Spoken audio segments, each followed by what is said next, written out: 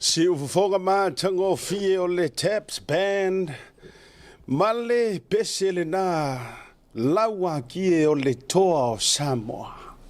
Eo. Matali ai foi le tautua a le Blue Wave TV e maisi o le porokalame o le Tautai A'e. Faiva o le tātou tunu u le dei foi a fiafi le alofa ma le whaamaoni o le tātou ma teisili le langi ioe. A tātou talanoa i toa manu ia lauaki ma le mauapule. O le mana i o le pesele nei. O loo mati ma faʻasoa mai ai le tele o suafa o afioaga mai le motu tele ma le usonga i salafai. O e na fita i tunga e le tau wasa saina o le ngasu o le teitaiao. A wasa moa masona sa o le tonga. Ai a tātou talanoa loa i le sa o le tonga. Tātou te tala noa i le saolotonga sili na au maia. E ala i le taulanga e tasi afe o le taulanga tungiola. A le alo pele o le tua. Whamai o le nofo i lona i tū tamatau. Ai whamai la fio ngā le tua. Ua whaapea lava o nā lo whamai o le tua i le lalolangi. Wa ia au ina mai ai lo nā tali i pele e to atasi. Lono winga ya tangia mai ai le whaamanatu o le kerisiano i aso uma maso whaiwhaipea. E ui le pele o Yesu. Ai sa le i manatu tele le atua i le pele ma whaapele ai pea lo ngalo i kua kasi. Ai ua ia lofa mai le lalolangi. E au mai ai lari kama lea. Lena sau e whaile taulanga tongi ola. Ina ia le whano se tasi e whaatua ia te ia lono winga. E le ngā o ka ngaka umala e sao ngaka kongi ola mo so sesi. Ai e iai le ki le lainga ka ua mai. Ina ia le whano se tasi e whaatua ia te ia longo winga. A whai e ke soifua ma e ola whaasamasama ngoa e ungoa malo whaakua i le alo lea. E mai maula le kaimi e le ola vea kere o le melea. Langa o lai whai mai ai, ina ia le whano se tasi e whaatua ia te ia. A ia maua e i tātou lo lai whaavau. O malanga whai le kauranga. Leanga o lea au mai e upore pesele sa o lokonga o Samoa nga iai whaakolonge. A iai la le sa o lokonga sili. Sa o lotonga lea. Lea ua toe so tanga i le tangata malona tua ina ua umale pa u o tātou ia atamu. Whamaina nga sala loa tātou mai liura i tangata ia atamu ma eva. We all come or fell short before God. So there was a need for a savior. And that savior is supposed to be a very perfect, clean. Leanga ora kako wa mio kongu wa kako. Kako rea. Ele o Yesu ora kako wa mio kongu. Whamai le tala le tusi pa ia. E whaatusa ie o le mai e pispisia. Ai onga o le amio kongu nga whai e Yesu e ala ilanga kongi ola. Ua da ua mio tonuina umai whaatasi mai tātou. Le alanga koe so o iloa le awala lau paparea. Toi so o iloa le so tanga. E ala ilana tongi ola. Au mai e iloa leo me alofa ka ua e lua. Two greatest gift nga maua mai le kongiola Yesu. A fai fo ele mangingo e ko kele ia e sosong ya ko vota ta ringe fia. Mai le tele a o me tau e lua me alo fakikele nga maua mai lana to ngiola. Ma le taulanga. Mua. Nga koe mafai ai o nga kako koe kuku uma. Yes. Wakako le momoe akua ia ma moe loloa akua ia ma le ima se fa moe nga ngaka uma me umar ku nga mau le ala nga le fa merkala kusi fo ile le ecclesiastic. Olea. Fai la unga is eta ecclesiastic. Fa mai o a uma me ma fai nga fai le ngai kaimi fai mangu o a wa a o mai le po ele se me ma fai ko fai. O le oki. Ai ina ua toe fa tuina uma tatou mai le oti ma le tuunga mauna manu malo a Yesu. Mau ai loa me alo fai e lua o le kasi la. E lua me alo fa o le kasi e foa i fua. Foa i fua kasi. Le ar kasi nga o le koe kuku resurrection. Pe ke lelei, pe ke leanga, pe ke anga sala, pe ke whaamaongi, kau ke koe kuku uma. Ai ese kai mio, koe kuku. A ore toi tutu, ore mea alofa fo i fualanga, good or bad, worse, whosoever, kangaka ye. A ole isi la e luai, e le fo i fuainga, we have to earn it. And that is, ole avangoa ka koki o leo lai whavau, o leo lai whavau. Iyo, o leo lai whavau, e le fo i fuainga mai lai whapeanga ngā umanga ko whaola inga pe karia Yesu, me uma pulal ka unga e karesi eses. Ia ona tatou e valole lau whau malu whape o tatou sao i leo lai whavau le hai. You earn that. E la lau ngā rue ngai whaile mera ngā. Endurance. O ngā kuku mau fo mai amu ia fo ila e tutu mau e o i lei unga. Ia vavai. E le whapea mai. Amu ia e a umaloa.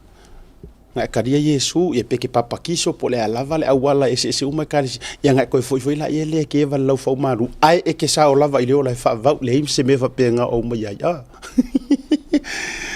A o le avanoa i leo lai whaavavau. Wa umanga whaile ngā rue ngā Yesu keriso. A or kako ngā ruenga, o le wha wawa ye se o ili unga. Whamenisi o whainga ruenga te tofia le tu, o soi fuanga ngei male whaakusa i le whare whakadipasi. Ta o le le. O le tau te whaatalitari pasi ma. Whaakali eri kako ufoi. Ia, whataro what, le la ke ua si o mai ala, ia ma, ma ke eira, ia wa e koe kau, ala sisi ima ye moudi maringi kaimi. Ai, ore wha manatu le na, ona ala le winga ngā lengo ua where melea, ona ore saolo tonga lenga mai ele upore peselea, ma ngai ai ore whakunga ore peselea, ai e ele saolo tonga sili. Ore saolo konga fo inga kau ke kau singi o ai wa, nge ya mea ele o langar ngai kau ke kau singi o iai. O mea e pala, e yaile monga male ele e akia. E akia kamanga. Ioe. Ai kasia lare sa olokonga wera pe e ke langu mumu, pe e ke langu moanga, pe e ke langu mea maka, pe e ke langu sama. Pe e ke langu ruri, pe e ke langu pai pai. E ilalo umaka kou ole wha malu lea. Olea, kasia lo kako sa olokonga. Ole whatalofa, mafuana utara noa tunga, ma ngai ole amakanga ole ukai ao angi. Ole tae ao ana neina amatali leina ua mato usua. Mato usua na nei le laumua le lupe fo i vau ese. Sia ua o ngoranga nganam, e tautua le community nei. E ala lai le se feiloa inga whaapitoa na whaia na le lai le tae ao i le tatou Vodafone Event Center fo i lea. Le wa suia nei o le teardrop, le ngole wei. Sa whatau nui nai se sau ninga whaapitoa. Ma le awhionga i le kone sula. Ao le malo o isa la elu. To tonu o ni usila nei. His Excellency Alan Roth, o le ambassador of Israel in New Zealand. Nena. Malana au malanga a jo lua le au malanga al te maloa. Ke roa vangoa whapengi i le lau maua. Ai si sila mai. Na whai mai ta i o le Pasifika fia whailoa i ka maloa. I tangata o le Pasifika. O le sau whainga lea sau whaima mai langa, it was a private, ele open tele. O sunga i whawhia ngai ngā, ele ngata o nisi o whawhia ngai ngā ese to tonu la vaia o community a tatou i Aotearoa. A niso whawhianga mai Tonga, a tumoto Pasifika, Fiji, Cook Island, Tuvalu, Kiribati, ni wele ai mai kongi. Ai mawai leo le avanoa le lau mua lupe fo i vau ese. E tautua ai le anga whawhiloa ai. Ia le fio mai o le tamaloa po la na fionga le ampasa. O isa la ilu. Ia ili tatou wanganu utali malo, le tatou utali luma fale. A o whainga kama le screen uma o security e kere iaru kukongu le ngai heavy security le puipuinga ma le tua me ono tutupu. O se whamangu ia ngai loka loko.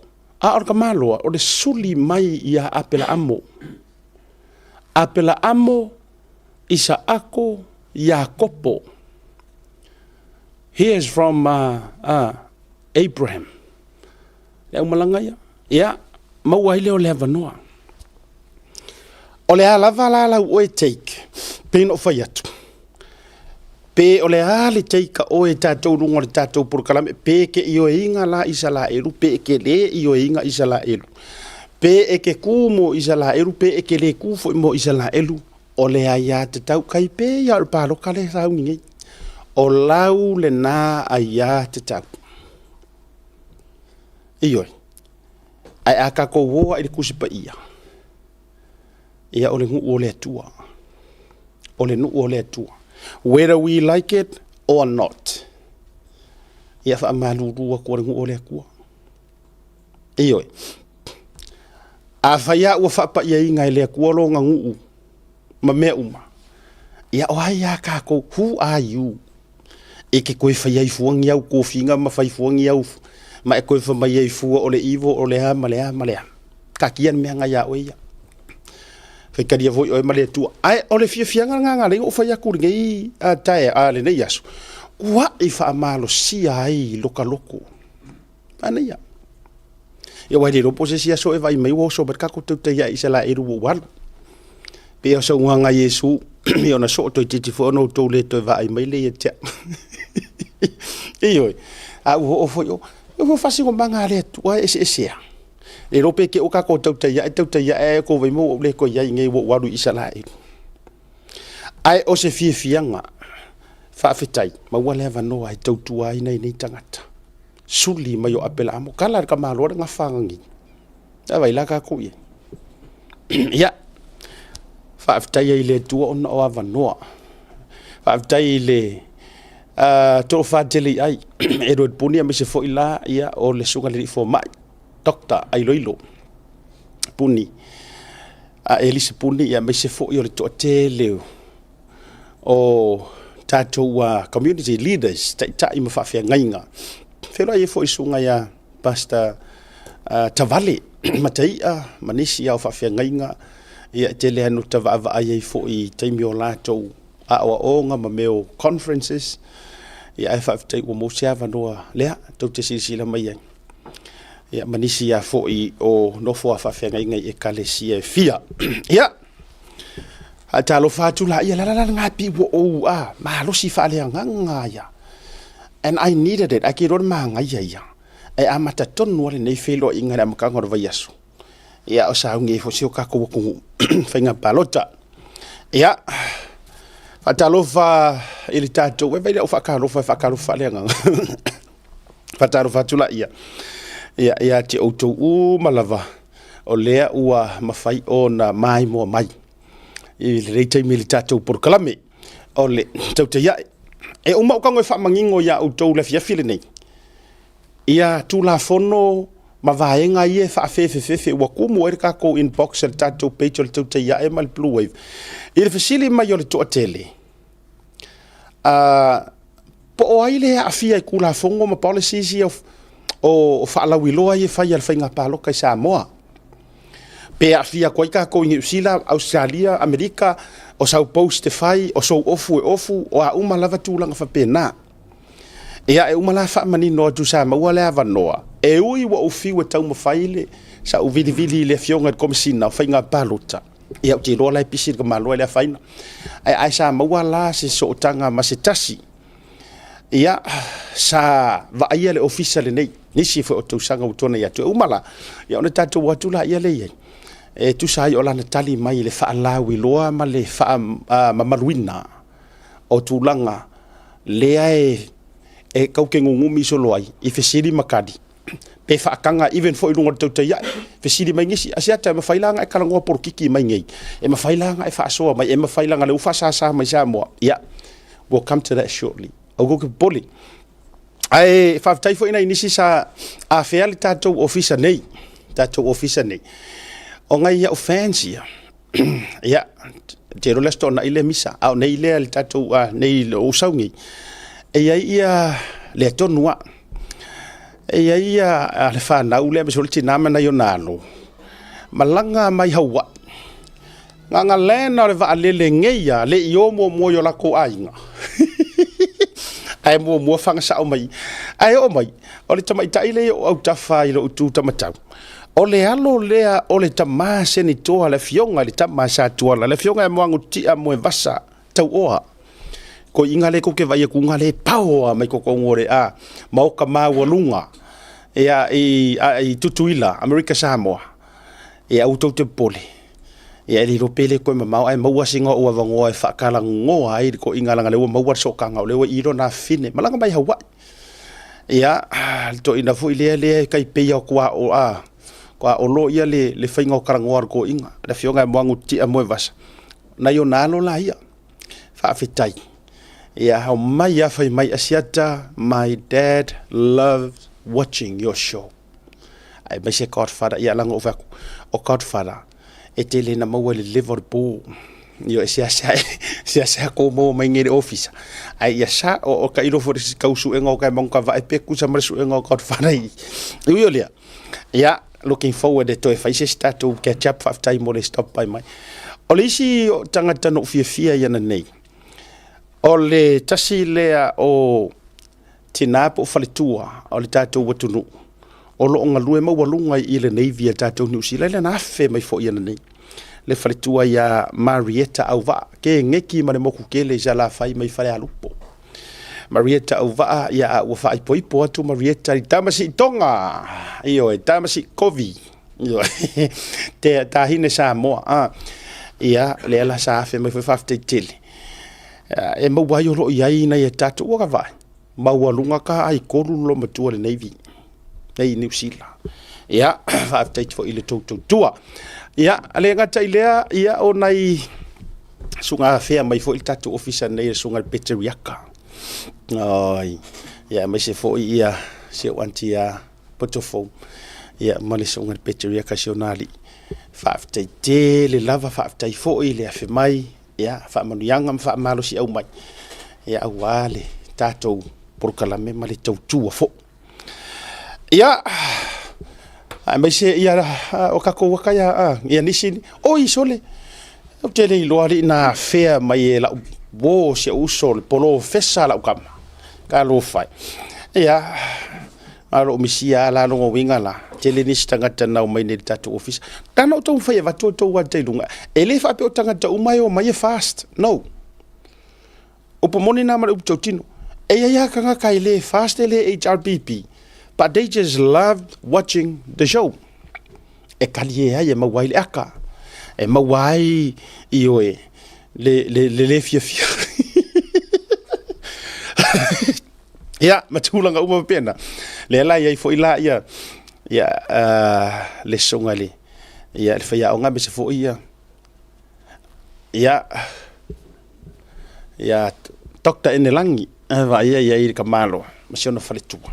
Ya masih ke do pol to fine le sa malanga mai nei ya fa tele lava ya male ano no ai lava o to ano no ai o to te mai tatou fe lo ai ya fa tele lava ya ile nei vanga o le tai fiafi ya fa malo atu o le fa tatou fa silanga ya na disu tatou fa silanga ka ko lo la ya malolonga fo i mai fa fe lo ai lo i ka fala ka ko lo la ya le tau te tala no ai le ore issue ai mai se tu langa vai ngol palota le loma ai si tatu mo tatu fasi silanga ia nei vai nga o le fiafi o le tatu fasi silanga mo to vatu tatu fasi silanga le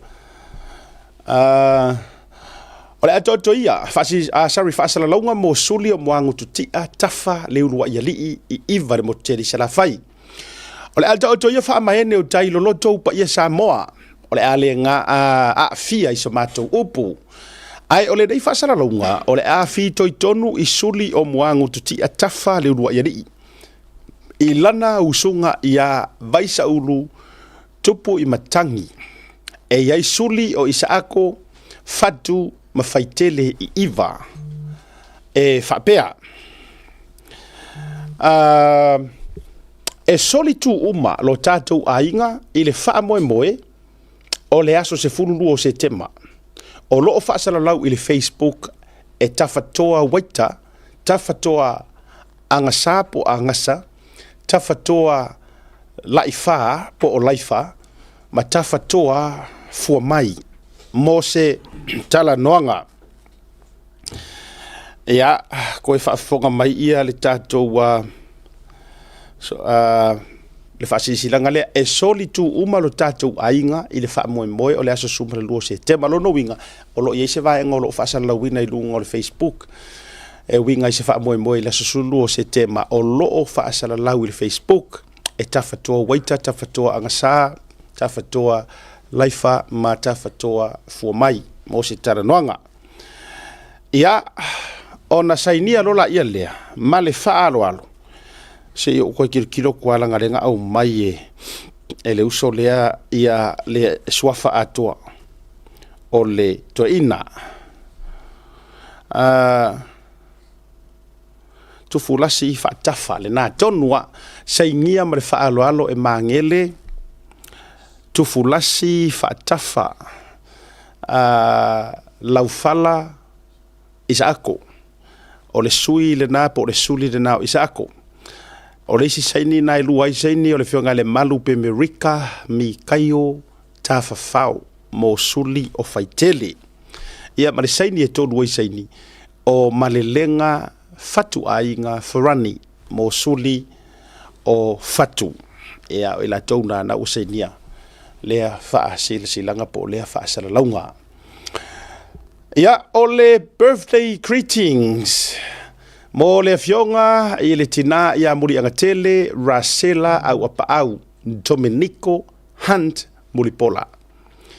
Manu ia tele ia le atoanga o lo fitu se furu mariva tu sanga tina a lo faanga mai lau whanau. O whanau a lau whanau ai mai se grand kid. Mau a inga uma whamanuia le atua i ate oe mam. A lo faanga mai si au watalii leu stai. Whainga tātele le fionga ia moango tutia Rose Domenico. Ia mo mori atu o lo whaanga o le fitu so mareiva. Ia mo le asu whanau o lau fionga muri anga tele. Ia atatu talanoa ele muri anga tele o le ao salafai. Rasela au apau Domenico Hunt Mulipola. Ia whaupopo ele tua mtoe turu inisi tusanga whaupopo walu soifua tautua maufu ilo malosi. Ia malosi o wangi a komengiko. Ia Rose polo se. To anga e whaia iau whi au mwhai uma mea te whina ngalo iai. Ia, lo whaanga le nā mai asiata ma le Tautai A'e. O le a tātou o atu le malolonga. Ia, tātou o le malolonga a fo i mai. Whawhiloa i le i ataua. Ia ma tātou o atu se i whaamangingo a le vala lea. Po ai kongu ai whaasang koe whaingira ko post mangila ko whaalau iloa. A o i whaatanga. Tātou o le malolonga.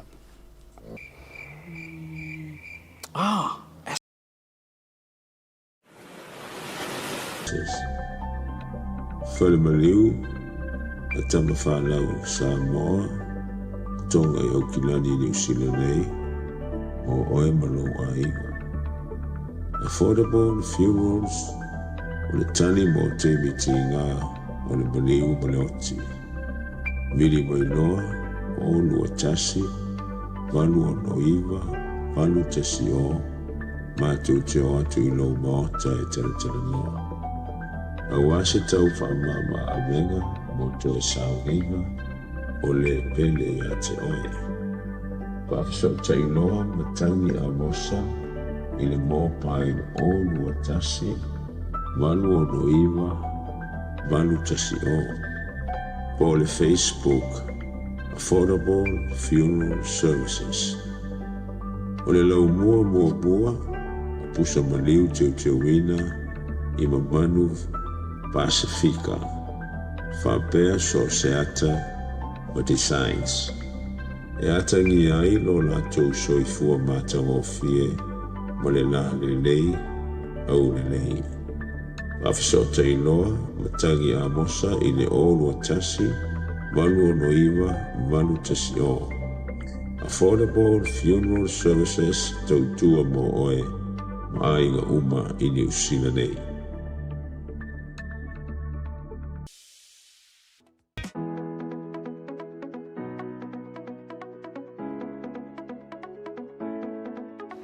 Hey, have you signed up with BLUNET yet? No? Well, let's fix that. Head over to www.bluenet.co.nz and hit join us today. All you need to do is fill in your name, date of birth, phone number, and a few other details. This helps us get you set up faster. We'll also need a photo of your ONT serial number and your modem. Not sure what an ONT is? Don't worry, this is what it looks like, and every house with internet has one. And make sure you have a valid ID and a utility bill or government letter to confirm your address. When you join BLUNET, you're not just getting fast, stable internet. You're also supporting shows like Tautai A'e, Breaking Waves, and Sports Talanoa. Your BLUNET subscription helps us bring you more content. If you sign up this month, you get $10 off your first 3 months. If you have any questions, call 0800 258 638. Join BLUNET today. What's up, guys? Lupe Soraina Auli, Joseph Parker here in beautiful Samoa. Make sure you tune in to Blue Wave TV.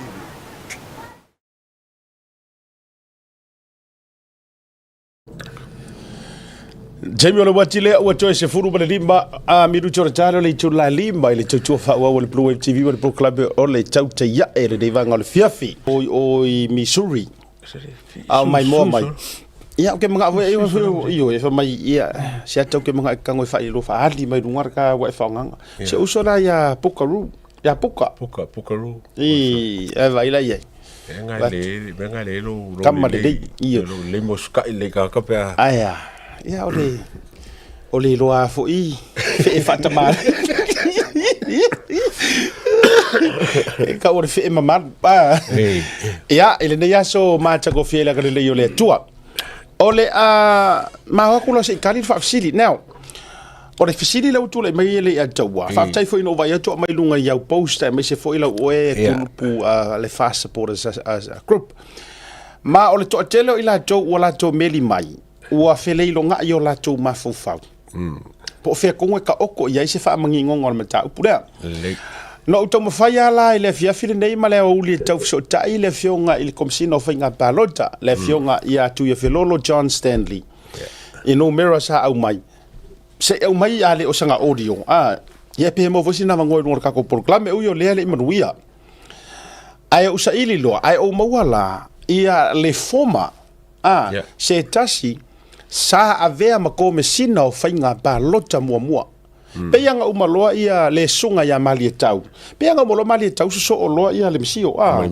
So oloa ia le misio. Fato aso o ia tu ia filolo. Ia mai kasia le rule book. Ele suia. Ele yangi me o suia. Le ala na favitai. Na maua mai study le ala play ia tu le audio.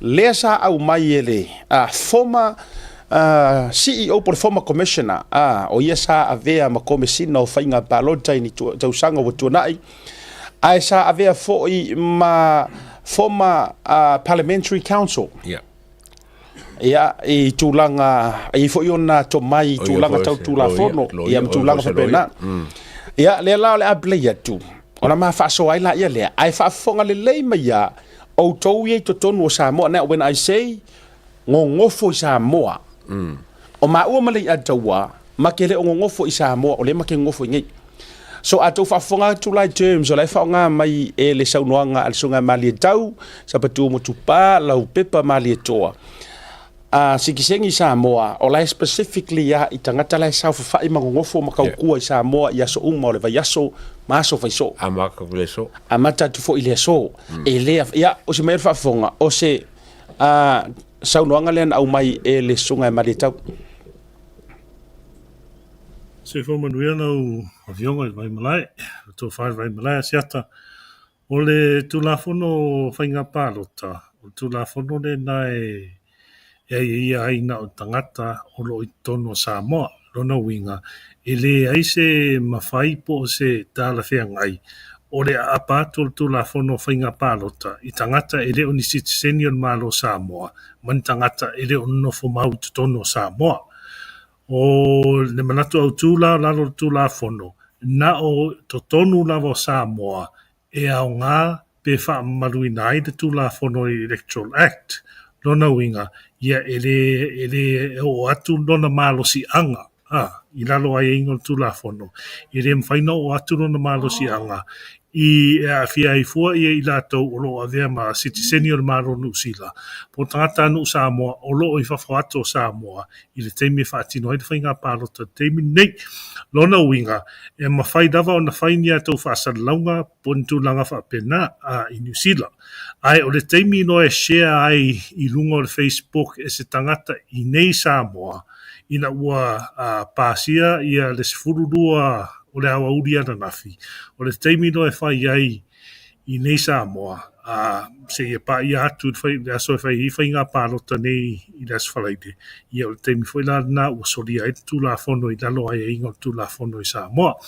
Ai o le natu langa o te rei lope o molia mo ai se tasi pe o a fo ia ni whaasalanga o te langone e ni whaasalanga fo I lea whalpui po stulanga whapena whaasalanga tau tupe tau sala fo I lea tongin tupe ia o na mai aila ai o le tūlanga moni nā asiata e le eise mālo si angole Electoral Act na mālo Samoa e apa tuai fua I New Zealand Australia ma whawhato Samoa nā tonu lavo Samoa e mawhai o na whaamaruai mai e le a fiaira I rātou e le o nisi seni o mālo Samoa a tonu le whaamalamalama ngā a I eise isi whesili ia whangamai lo whatu whaaso e fua Ia. Ia ranga, a very manginga. E mo kwa common sense ale. From the former OEC, Office of the Electoral Commission in Samoa, mali e tau sa petu mutu pa lau pepa mali e toa. So ngofo le loli I o mali e toa. Ia ua mangingo ala. Ele ia ma se me ka ke vesi. Ai wala no to lo opu sa o opu tau tino. Ina ne I fenumia ia le uto ma le maene. O ka kou le ingi usila, o le Tautai A'e le ingi usila, I Marukau, Lamby Drive. E sa oloko alanga faʻasoa pe kau ke o I uka o I kai o I lunga o I lalo. Kukuila, Amerika, Tutuila, Hawaii, Australia, Amerika, Io Israel, Vietnam, o Bangkok, ma Asia tunu, Sainga. E le ai, e sa olo toa, e ofo I au, e ofu, o le ale tūlanga, e pule a o ia. Mangingo ia, ma ono foi na tali tonunga sai. Ia tia, o te ofo e nge fuai ngi si de melea. Ia. Ai se ala asu ia I fuar ngi kai mi, fatu le winga utar. Me la ke wasu ia fuar ngi kai mi male. Ma isi pa roka ile ile va ku ngi ile yangi nga mea nga makua isasa ku peno ia makarangoa fa paroka, fa porkiki. Ngo fam kala ku ya ka sanga len ke fenga paroka lu o. Ma la le share lo story le langa e taua. Ole story sa ola story le fa ku. Ia. O ka ku riskaya. What download la page. Le election and election ka right. Ka ku o le se page. La ia pe put on hold. Ia ka ngore message le Facebook. O fa ku por ami ku la page fa mai. Mo complain de ka le malo, mal como singa fenga paroka. Ila page. O ngole ka o fi fa salonga. O fa ku le ka ko message fa ku. O ke ngo fo ngusila. Fa mai. Oi, ke ngo fo ngusila. O le lipoki le sa o ke ngo fo Samoa. Wo ngo fo la wo pepelo la ko. O pepelo ka ko. Ia ko fa al mo lo Facebook. Si. Ele ia Samoa. Il Facebook ngusila. Le na no e taua. We have the respect. Seria se nga mele le nga kau mafai ai fo I kulo le nga sa ia isi fai pule le HRPP kau suisa kula fongo ko so ko ia le Tautai. Ai ke le story mar ke le nga ruenga nga me fa penga uma meia. Fa penga uma mar kula nga ia. Policies nga ima me uma. Ele se me la fa sa I fua tulo. Lo te tara no ha tulafono. Ele au mai fua fa sa ngai o ma uango foi manukau New Zealand. Ia manisi fo ia media malato uma. Ai se ivanga nga. Wa afia le tangata pe afa bela le makar vaso nge ole amak fakar ngoa mai kanga ko prokiki mai Samoa. O nga se lo le. Ia. Ioi. Ele mafaila tulo ona mata ngo fito e fatala no mai por sunga laule mari toa por sunga kuila epa po ai lava anybody regarding the porkiki ala sum mai Samoa. Ia esa ele faila. La vela la ko Samoa. Ela vela to. A ora ma ua faʻasoa matangata inei matou te faʻasoa po Amerika ma fea lava. E pule aka ko ya ka. Pule aka ko. Ia le na. Wa foi la e kokele oe ko ke le ola fai de TV free mal TV1 yeah pe a kala ngo ngela wa va so akor ngai la headlines ya la to ki o fisiri la o mai la o ko kusi mai e kaufi now e la le si vaenga le ufa manino mai foi o le fisiri le sa to fisiri nge wala ngale fa tau tato mitiafu le fa tau lo foi le mitiafu le fast supporters mari tato wa mitiafu le sunga la au le mali to e au na mo Samoa o le foi la ufa manino mai foi as long as o ko le malanga i Samoa tauala le information le mo to e mafainga e ofua kuolo ofu pe afa yo le ke le ku ingai nga ro le kwa o le taimi te tau nuu i Samoa ia sarira la se mea te tala ku ulelei se ia mai a so ia le mai ele se mai ala so falei le so le palota so all the information se la mo to le felelei so you can still wear o kala nga as long as langa o le ke ngai ingi sila au se kalia ma me uma la fa pena ai nga elena i Samoa ele taulana e alu fafo pe tauna e ferwa mai taimi le nei langa le na fa pau le tapu ele ana na filta suma lo le udi so fa mangi ngonga langa mo ka ko le ofua ia pa den e pulea o ye ai ke wa ele ofua i fualo ofu langu mumu langu moanga foi le ofua no mo ele ngi aka por kiki ele ngi fas le ngi HRPP e pulea o ele meranga pulea o tulanga es long kilo pasar la use pa ki yes so o le fa mafa la vaia mo nao tatou totonu o Samoa o tou ye Samoa ya o ko langa le ka o ko kongo ye le tulanga le fa la wi loa le la foi la na mana yai ya ale ngo vai ku o le ko fa karanga ku da e pa male ala fa longo flong mo malanga le ko fa karanga mai nga ile anga ya Australia sao nga fa fa karanga mai nga ya Australia now wera po le hala va fia mali e langa sa wai lunga i menga e tasi ar mafu anga ako le ko inga o porkiki e como foi ai mo me singa me ai mo mai ai ona foi la o inga la ngo foi o I tonu ai no foi to ina meta watu ya Samoa he's above the law ele que he's above the law ya o le vaenga la na ina ia mani noi ma malama ya o aka issue o mangingo ala o madino o ela lete malanga i Samoa ia it's aida e ke ofu ko runga le valeli nga le na i faleolo kala iselo to teule le ia ai alu le ine te mo sa usala le to fa fonga te fo ia ele ia se si fa pe u fa pui ile me mo ia ai o te ro to inga sala tu pe ma vaenga fa pena ia ala o tau no madino ile taulan to e ai to e fisiringia fo ile le se si o tatou ia mangai ke olum ka upulenga nga malanga i fo lunga o sui fo nge la so kula fongo ma sui o lai e anga va pole le ka fo nga va e ka mo fainga paroka I think e ma fo me le ngo le sui fo le nga el mongo le ngo merkasi le o molia ile sangi fa malo si se plan o le fale se me fa penga forgery ia le afiro fo ala wano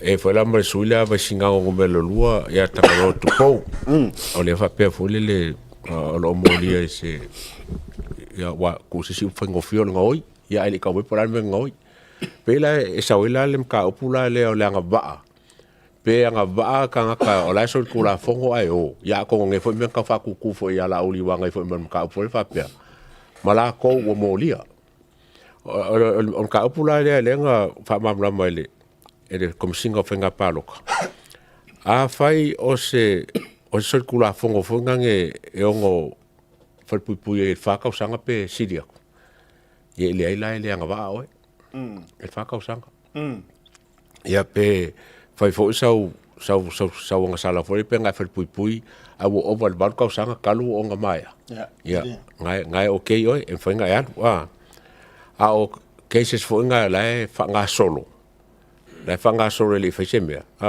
ia ele la seme fa ia o fisili maro se ale ko la mai ingo kirkiro ka opule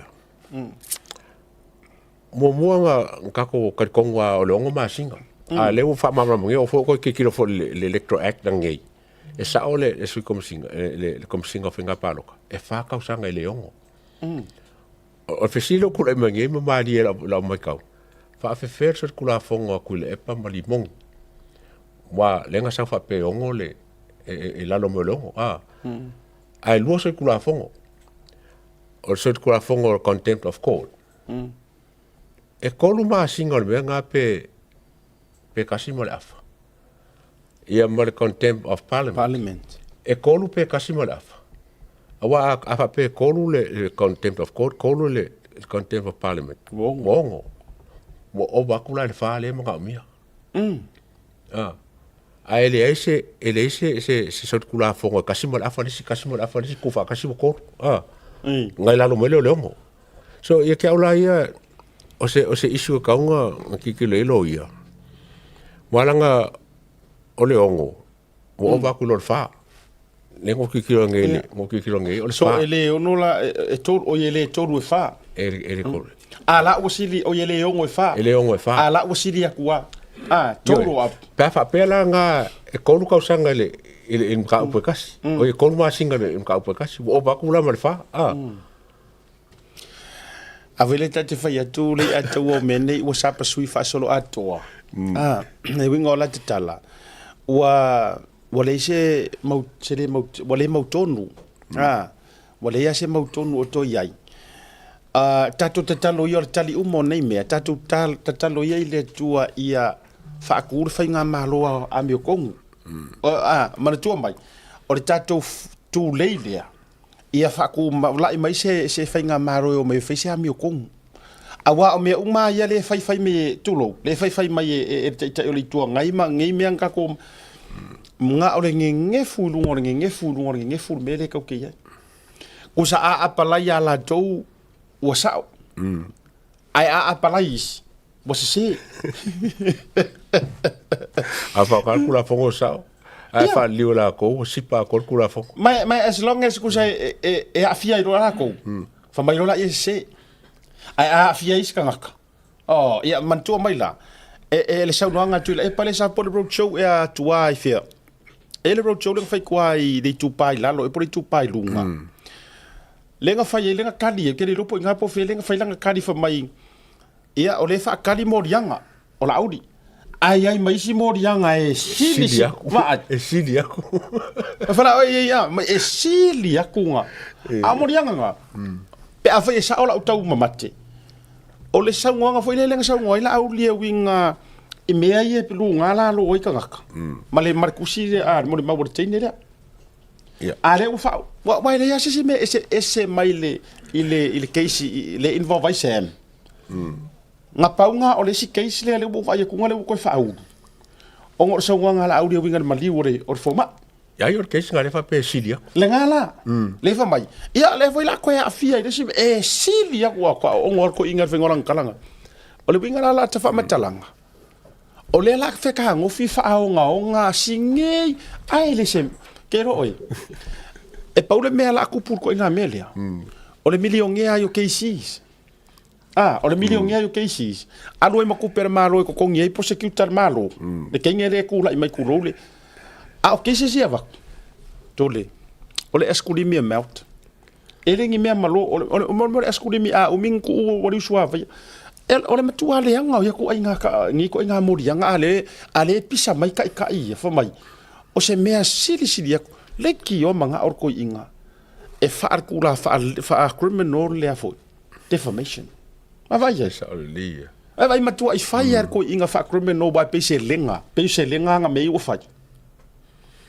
nga fire ko se kala se sia nga yo so lo ave fa ya le a sa ki ya king fa popo o matio na yo wa kula fo ngo fa ya la ma le intentional kula fo la ka alo mai ya wala ngo yenga fa fier kula fo o le tele io ole fia folle le mali se fa tula tala e ia ile au tato ia ile fa la wi lo nga kuwa ke le lo po to mo wa te mo wa mi sala nga le fa to mana tu mai sa ye le si tangata na sa fesili sa fesili ya kuila e pa fa la wilo le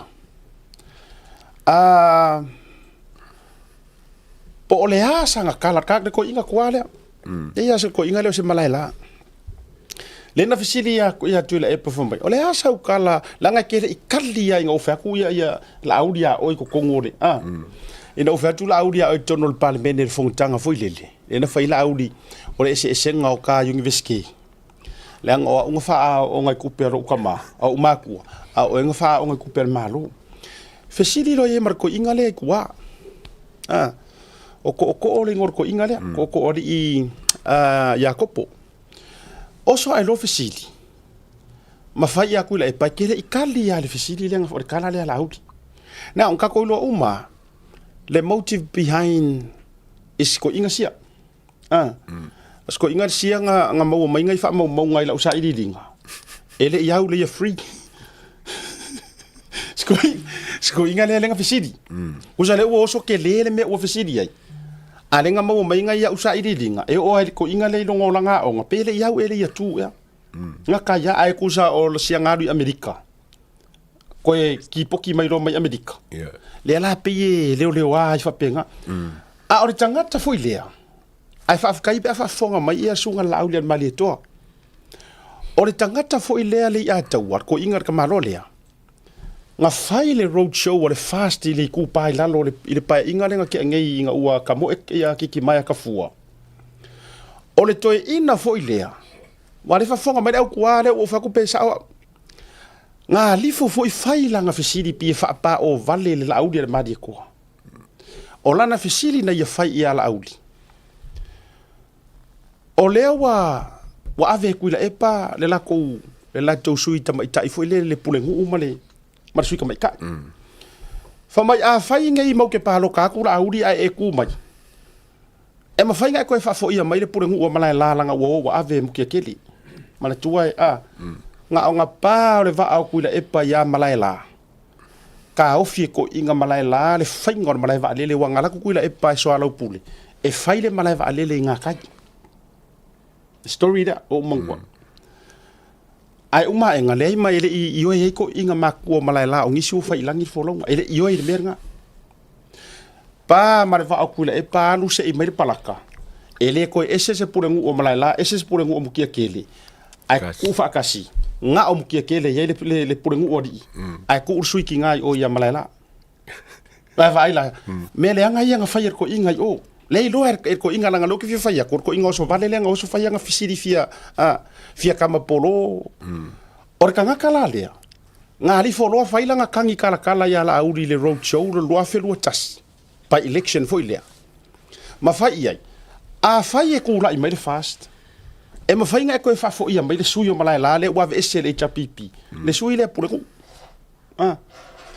nga kadi ye la auri bo te lopo ai wa tau ngalo sunga la auri mali to o le ula ko ngale ye e mangu mai le ula ko ngale le nga fa yer fisiri le kali ye lo la audi a mako kura i mai e ko fo ia kwa e ser por ngu amla e ser por ngu kekeli nga o le fisiri la nga fa nga happen yes mori mau mai o ko mala la nga happen pa ingar fast a le wo ko yo so vai tato vai tato le mole tangata o so vali ko inga le o so vali le ala nga happen fa ka ngu le la auli mar fast longa manga o nga sa ave ese ku epa nga pale mai ya le fast ave ese por ngu o malala ave ese por ngu o mukekeli ku lo fioanga a me se ila to suita mai ta malea ngo ye isi kala maka ukia nga kukupu mai fo ola moli mau mai ia le tu lo fioanga nei ina ua se ye kula e par palaka o me u mai nga mau mai la mo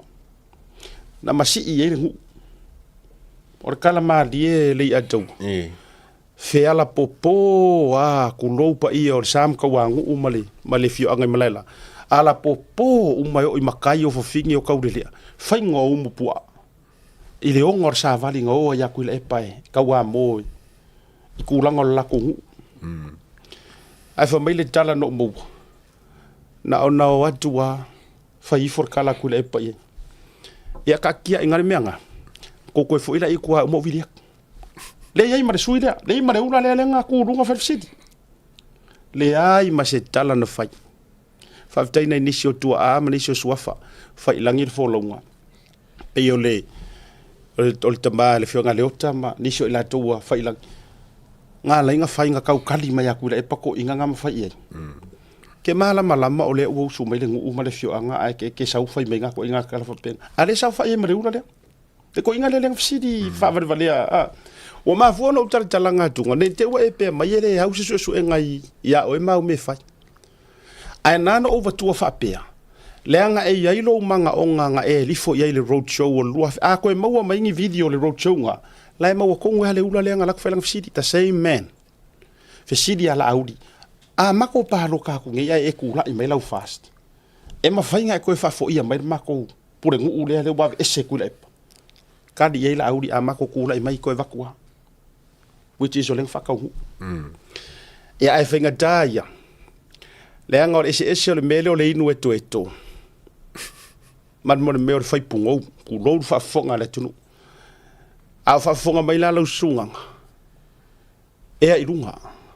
Ea irunga awar pungou umi. Ea irunga. Ma ea lo whai. Manga onga ma meo o lau kumaro. Uar mo le whase e inga. Ia walango la walunga na no so e anga onga wa fa pe wi ai langa scholarship ai so ngar kat pe ele ia uli free ja ale o sa facility fa university ia o se unga sa ile linga le a tau wi ngai le langa wo man tu le va tele no so enga le fainga facility fa polo fesasi asi ko inga ia va ila ya facility mo lungo ngi me ai sa u pori tu e ngakai la o ole kumaro foi le foi kala kula pe foi le fa mai ia ko ke o lango la uri fa pui la uri fe ko ke o ye ya go pai la lo ole mo kwa uno foi nga me o ba ku kwa aru ka die foi le te vatue ole mali ia e se afikar ko inga haru fai soro ia ngai kumar ole me na tate o fo tai po fe o to ile fautanga ile afia na to ina wa onisio fa kai malaila ele imalu e lue le kofa ai me se fo io pu e mangisi wa me ngan ko fa de mala valili ya mana o yo umayuka le ai fa mala valili umanga kai la kala karsan men ele imalu e lue ia ko inga ele la nga fa ali ia lo wa fa pe nga me ikalo ya lu ka se mai palaka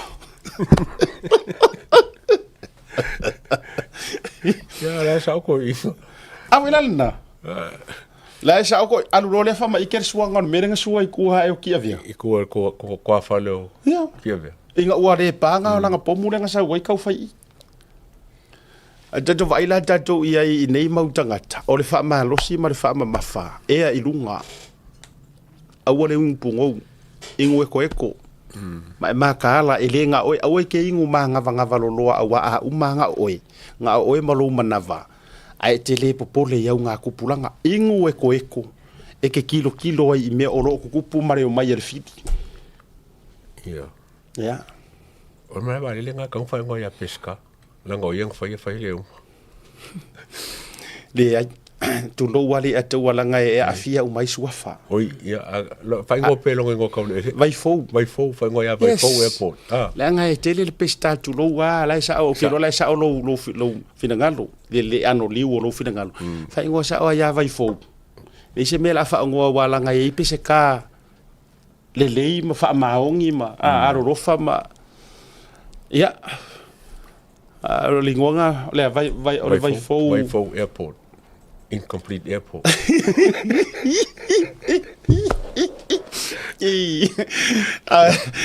ai la fa ngo ye le afo le wafu wala nga ke ro me ale ngo fa ngo wala ngo kwa tulo o ko o mo kia keli ana me ale ngo fa ngo pe la ku pe yo ku foi le e fai me le uma kwa ya fa ngo la stui wolf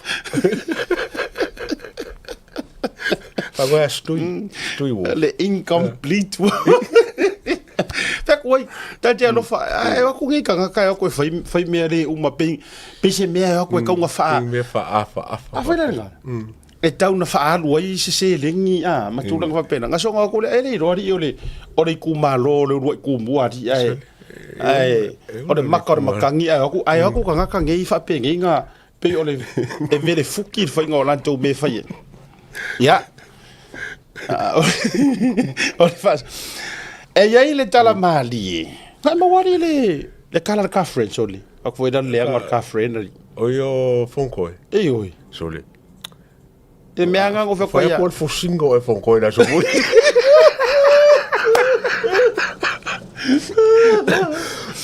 Fa por fosingo e fonkoi so na so.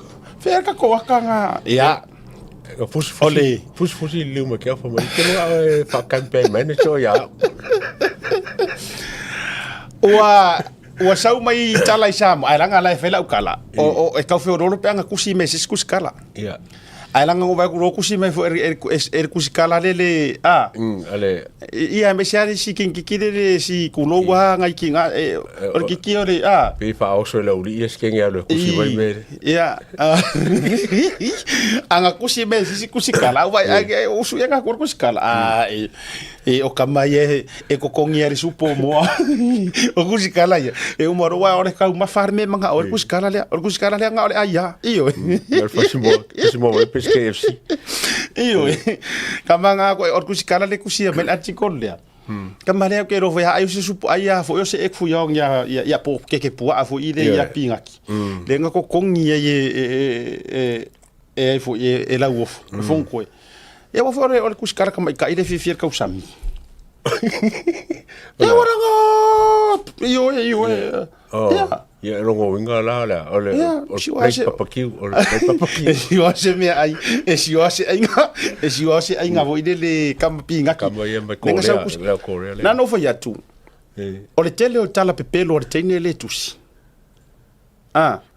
ai ke vai ku sa yo olo me ka ola pisi observer ku lo wa la fa ku lo kala na to say this pa fa fonga mai e olo me ola pisi observer fa nga mai kongi lo le kikire ku lo wa fo isi la pisi nga kongi le me foi le ka kama pack and save ka kong le ki kong wala ku sia ati ko fa mai wa kuri se le nga ka o ya pack and save so fa mai o vili ya ku le pack and save fa ku ese ya e renga ponga la ki kong wala so me foi lá na observa o son ka wa me skin kire ku lo nga ngala ke de morong kingo ma nga ola pisi me ngai ka wa ye ku lo lava le nga ole kuale mo kuskala kusila pisi la ai fia ya mai ole a fa ingoa ya oi oi foi ngosken o Haiti e po Haiti ia o Haiti e po se o kenge le tu lo wa le vanga kenge mafai fo ya ngango o kenge mafai le lope kuskala lope kamo kenge fo ile mo wer ko nga le fo ile le pe ku mer ka mai ka ya le mo le ko malo la ki kire kusia kala ya ba mo poco e fenga confik fa mai consider longo winga mai la consider I also made this pico enough is enough vai Malu aku o ya o ko ye la pisi observer kulo mala ye la pisi ngai fai puli o matou va le mfontoi ya ma ko in ko fere fe paroka io si o me ala si la fa fonga wa or kasire va nga la pi ka usau fa mai o nga wa ka fa yak o kupeia nga kala fa so kula fongo o le nga fa mai nga fa ka we isa ai si fa fonga la ile kanga ka mua nga li pokia mai le mele Samoa le nga o le li poki dia nga mafu ai nga fa ka faʻasoa ia fa fonga le ma o e kenga la po ale kuskara mai fa fonga le ma ko tulo le la tava tua le kiripi le o telefou mai re afionga ya tipi o tanga vai i lunga i la tu so ta inga masani ma radio Samoa fa fonga le penga ka uma ye kipi se aisa pere ka ua ia o se berfa fonga Samoa malolole ofisa sili sa fa ururu ia nga luenga ile official fono fa violate tu malo palota o ano a maalua e mafua i tua inga ua ia tala mafa o nga le se furulua afe fa se lauta la o se vai ngā tupe o le poloketi miliona tala o faria le tu sele te fono le komiti o le fono fa violate tu malo Na tu ina atu i le ofisa sili o tanga luenga o tina mtama itai. A tina e o fiu anga maanga fiso tai o lo vaia le poloketi. O le masina o meo le tausanga neina mori mawina ai lea faa le tonu. I le faa tinonga o tiute le ofisa sili. E lua siaki sa talaina le ofisa sili. O le tasi o siaki e faa afe lua se lau. A o le isi e valu afe lua se lau tala. O le alava tusi o lo faa ilo ai le te fono. Le faa ilo atu e le faa ululungo le mtanga aluenga o tinam tama ita i se tusi. Le su ina le ofisa sili o le ofisa o lea fono faa vae ma ia faa ilo ai. O tupe na ia tala ma faa o ngā. Sa faa tau wai fuala au faa sa ino le aisa. Na faa sala i fo i le ofisa sili o lato nuu. Ona o lea ngā yoinga. O le ua faa ilo mai le ofisa sili o mtanga aluenga. Le fionga i alo au doni na vaa. O tu ina atu le mata upule nei mo ilo ilonga faa le tulafono maisi la sanga. E tala whenga iai. O le fono tanga le fono faa vae ano a maalua. Na fai le aso sfultasi o le masino o yulai. Na fai ngā fono ina iloa le faa muta aloa ia. O le toe ngalu e ai o le sa avea ma ofisa sili. O le ofisa o le fono faa vae. Wala. La mele e complain ai. Ala leo ke fa kusi kenge le la uye la pisi kuro. Ala le. O fesedi. Sa o ele kameki me uri vele sa u TikTok foi ele.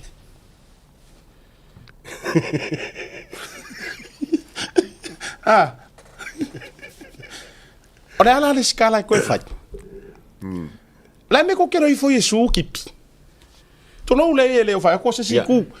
Ai ta to wo ile mele ko ke kaulanga langa mai nga. Le me ko kero i foi su la le fai news le. Mua ma au mai ekipi. Pe aso pe lu aso fa ko amako faʻasoa.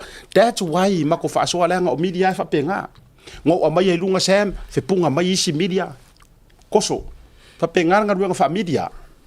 O ya mai le issue, a mai lunga le issue. Palasi mai lunga me ka media fa lo e fa lo. Le ala me wala fa pe o man me le fa yela audi.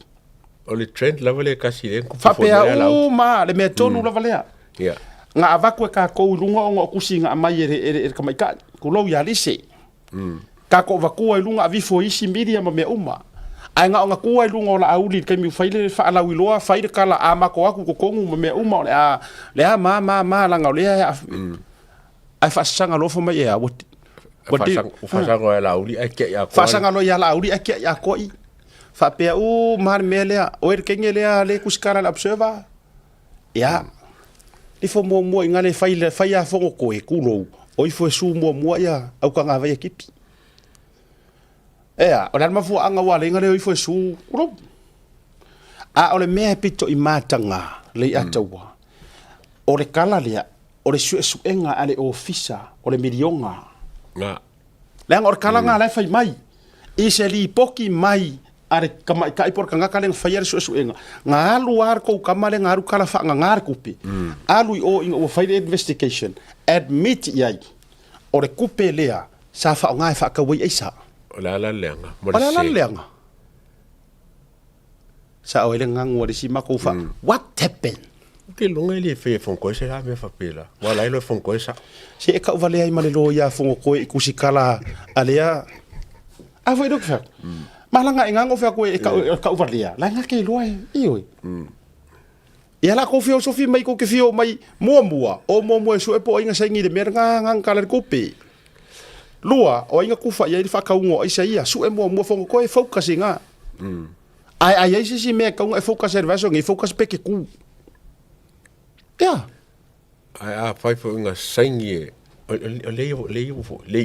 le ma ko ko sangi fai fo wa le fo inga ba le sangi fai fo inga sangi le mo ka fo fa malo le ia e wa o le nan ta fa ya tu ka out mat palo ka le konga ia man ko la e ke le la ko pa ka ko nga me le winga nga le o fa ko mo lo sunga le sui kai kai ore ko ngai pe fa pe mongi ya me o ele ke behind le melia au isa fu fu nga pe nga ti no ko la lo focus mo nga su e me nga ia la eu so mamawa e sa o ke ko ki fa sa ka kala ku lo we de kala fu ia la eu so la eu so io nga fa uma la eu so me ha e fa mai au kala ingei ai kire ka ngoi vai mua e lu mafale po fele sa si e be dia a o ai lenga ka ua mai o ai lenga ka ua mai le aisa oi a ma faʻasoa ko ka ua aisa nga o ngale ya oe ai a faʻasoa mai ai ar ko ka manga sa mo ele o nga ke fa pe fika ika kire kuila epa nga manga ko mawalunga fo tulo wa nga ya la ka ma ko mawalunga ayo mama ku ku are foi ka play mai fo il play kuila epa mai mau fo ma kai mor paroka le o fa ko nga ma Saule. Waste of time. Ia vai. Ngoi nga a ver ko fa ko nga le ko nga nga. Kale la fa ko sa o ko nga fai pule ko ke manga fa ko nga. Ore ai ya solo fu ai me mau aru vale makupe. Ai le se focus mo ko ngore ku malo. In fact kon kwa so kura fongo wa ele ase si ole uma ma fela kusin sa ia wa ko sen. Yeah. Le la o fa ia fa ko ia fongo nga ke sen ese me. So definitely mare mo kingo. Ole Ma marca kare so fa ya ru frealo. Ja, sol kula fongo senyor sia kere se ngumel lengi ile se amount yai ko sol kula fongo. Il senyor sia kira. Ale pisai. Me fora fa sai. O kanga step down le ula ko. Ya, wa man aka ko kilo mai fo isi enkole ya tawa. Kusa or fa kal ngonga muri la lenga sau ia fona toe fai. Lenga fai ma wa kere lope nga fai me nga wa umaku ya lena ta ua len kango kau justify mai ai le len kango fa mangingo mai rua saingi me uma o le winga la kala o sa la ua ngo foki dia ia ai kau ai ia rua falealo mali kau ai la ro pas o e tau mo le nga la uma man tua su mai loa ia to matanora fa mangingo mai ko makangola wala nga ua fai soro kala are HPP mangisi fa mai o nora sui kai kulo leo ia to mata longo winga ka kau filanga saingi ko maka lenga kau maki wanga sau ia fonkoe sau fa porokiki de winga ngale fa kwai si e kele fia ya makala because we are telling the truth nga e sau fo e friendly media ai kele ika unga po wai saingi ba va iringa sau ka alo fa porokiki ai kele ika winga saingi lenga sau ro ko maka leuka ngola ka fa mangi ngoloa ba le melenga sau e fai you want people to wonder.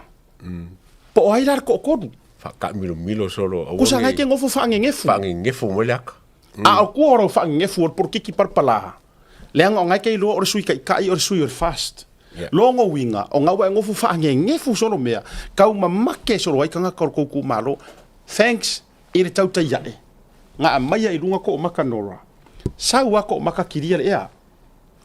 Sau ko makakiria a lea ka penga o e ko run. Ale ke fai mea ngefu. Ma vai na ka ko. Ko fai disi mea ngefu. Wa ku le fanga ngel ka upu o le official ministry o le million. Ai le o sa o avisa. Ai le o fese. Lau manga ai fa lo al menge yo mal fanga paro ka ongi lo kian ka upu. Al fai ngofi. Ko lunga o kai. Ave maka upu official leo. Kuperi kumalo le se kuper malo. Ale te fai atu. Nga mai mau for time. Pena te fai atu. Ingei mau article kau fa fai kau e kau su e fuangi viu so ngi pepa ma readers fuanga le fai kau. Rubbish. Yeah. De ele fai ato se si tu ka ko fai lo ai ka si ai mo. Ka si ai mo i pe a o mai nei fai na mea. Tar si ai o te talo ai le tu. Ka ko focus mo i nga i luma fale pe manguia. Yeah. Focus mo i nga pe manguia. Fai nga baroka. Ai ia te waia anga o ku malo e ku malo lea e makuale mai maua se ko inga i ngisi o se fasi paro ka o ke fai ai ma fu sia sa mauolo na va no e fa mangingo e kupe ai alo o fe o ia ile transparent fai ngef o fe o ia ile accountability anga e o kupe lo ku malo e fa ngefu sili ile fa mangingo ngai to mata na wele fa ko se sia ku sa foi pe sap ko makape Pola si paki. Ai a fai nga sau ilunga fa mangingo lelei transparent. O la me ngai manga oi kangaka. O sui o mai fa mangingo mea. Ar me nga sau oi fai. Ya ngai o sore lo fa di. La fa di mai ya ma wa le fa di o ya o po ingasas. O mon kwa lo kara lenga fai le ya sol monga mare mo fingi fanga ko. Kusa onora ole o kinga la nga mo ya le pepe. Lenga A fong ko ki nga fu le lo sanga pepe. Le ye nano ina o fai tau atu. Wa senso no metangata. Ia vai le fa fonga mai to tele ina sentinga mengeja. Nga o la u react la ka u me emoji ya le mere ke. Nga o waka kwa. Now first and foremost. Lafo ka ano fo ile si o campaign o mo langa paroka. O campaign o mai fa be mai kau counter mai ile mele o mau aku ai. Ar fisidi la. A sasi se si o lau o whainga ruenga. O ai ka ngā kai kua ia. Kai. Ia ngā. Kai. Le ngā. E le pepe sasi le whainga ruenga e kua i ka whainga ruenga. Nā tōnu lava. E mo e la ver ka whainga ruenga. A o e kai ke responsible le mea ako na. Ngā kongua. Le nā tōnu wa. Uman manga kua e whiwhi ka karongo aku ia. A whai le whapea mai. Langa o le mele a leo te vai e tuai. Auange i whaapea e le leingia ka kou masanginga. Ona tau expect la ia ka ai whaafala le whaasoa. Kou expect la ia lea. E mili. Le ai. E deserve ka ngaka. O le aku nguu. Le mangingo ma le malama. I mea. So o mea ma ke whaasoa kuai. E le ai ama se mea ka o se kau whaaleanga. O le mea sa o alea. O lea e whaali le mangaku e kusa i o le isi walanga ngā oi le kupe. O ai le saingi ai. O e iloa. A ku u whanwhainga ruenga wa o ngā ruenga mea. You're the boss. Yeah. You are the boss. Ngā oi ar ka ngakar se fururua mili o se fururua mili onga. Soro kere. Se fururua afe. I onga nume onga fonga. I o luma. Ai e sau e si o mai e ke. Oh, very bad boss. Fia maa singa o iloa. Ai whakinge fumanga ngā. Ai whako a whai. Mea ngā rei whai aku ai. Wha maua lalo. Sara mō. E leo se sui sa o leo mō koi kumalo. Ia, la ngā. Lea la na anoa maa. Kulou e rei whapeka ki whai aku. We have. E iar maa ua ia kakau. Peisi lungo mea ngei. Ia renga whai aku makala. To me, anga o se sui ya leka mo e mesa paikea ai ngungumi kasi ala o campaign e whai mako nguu. Sek, hudi. Yeah, kuli. Hudi. A fia koe mali ileng sa inga siya. Yes, whamarolo. Ki nganga wa koe lese amount. Ki nganga wa koe lese amount ai whai lau. Kasi ala o kala, kulou le whafonga mai se ungu usak paikea. Anga yaingi ko inga sui whapengei. Whapea mai fo i kulou po o lau kafi po ai wo ka uanga ia. Po asiaka kafu, po asiaka kua sivi po ai. E la walunga ma mua asiaka il finga winga mai mau kai misak pai ke au nge ko palo ka au nge ko wa o le mea whainga ka fai ia ngā ma o le sike lele ku la melo ma fau e fien ku pela uli ang mau markanga le mana tuala le ei malesi mele le ngefu o le si mele ngefu o alaungi manga ko le ei le vaenga na le ka uma ei e o ba ku le o ba so ele nga o se furu luala subalu lu sulafe ele nga o se furu luala e ke le o le ngumi fo i male alaungi ya afa ya ko wo ko fa fe mai ke lo afa i faile me le e la ma salo mi e lo manga ko o le umir ka mi ngai lo ele lo kia ale fa to matile nga langa mai ai maki wa ka uma maki ka uma pelila ele maki apelila me kwa langa mai lunga you lai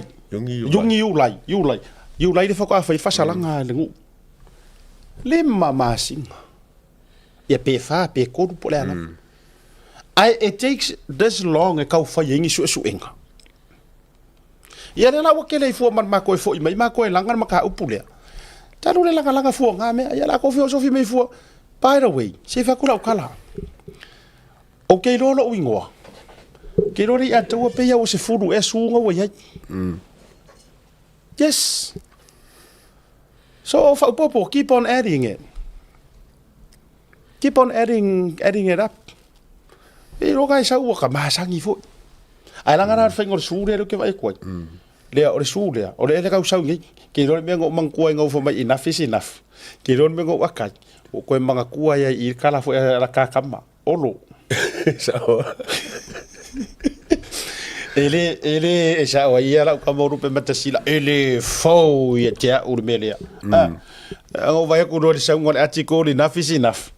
folinga mo kwa ki nga loko va nga mua tau lo ma fau tu lo olo ko ya fe ku le ngor sa nga ko ngwa le a olo nga fai nga ya ku le pa le me foi le foi nga ngala lau ya ku le pa le number plate or ka va le Ministry of Work le fa pe u fa private ya nga makwa o a kamari anga o si fai pule ya olo te mingiska la lau nga oi kuro ya nga oi wa me uma ya nga makwa public mai foi aka malo enough is enough ya uma nga wo kia i olo wole kia i wo fai fosila harmony agreement fai for the harmony agreement olo ku le pa ngalo aku ngame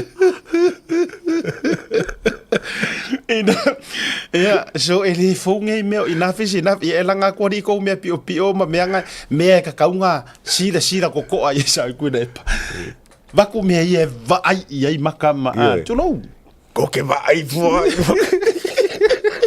ia ko fa sanga mai ia so de ole a ko le fia mai la ire por kala me ire ka ua kur fa aria ko me ko kupu a o ai ole a sa u fai me ia or fasili who else o ai la e ma fai e o ai fai le check and balance ele ole mafu anga nga ya la yo nga fa ai ngoa le media, it's the fourth pillar. Lesi lea pouku o whainga malo. Whaapalengi ia mea. O mako ki whaia mea ka o le check and balance e whaapalengi. E o le whainga malo. E o le whainga malo. A whai te whaia tu whato a wā nei ana na whirfo ngā wā al fast. Ai 2 years ago ngā makai ngō ulaunga. A makanga mako. Whea le sei malea. Whea. Whatever, lai sira fia me.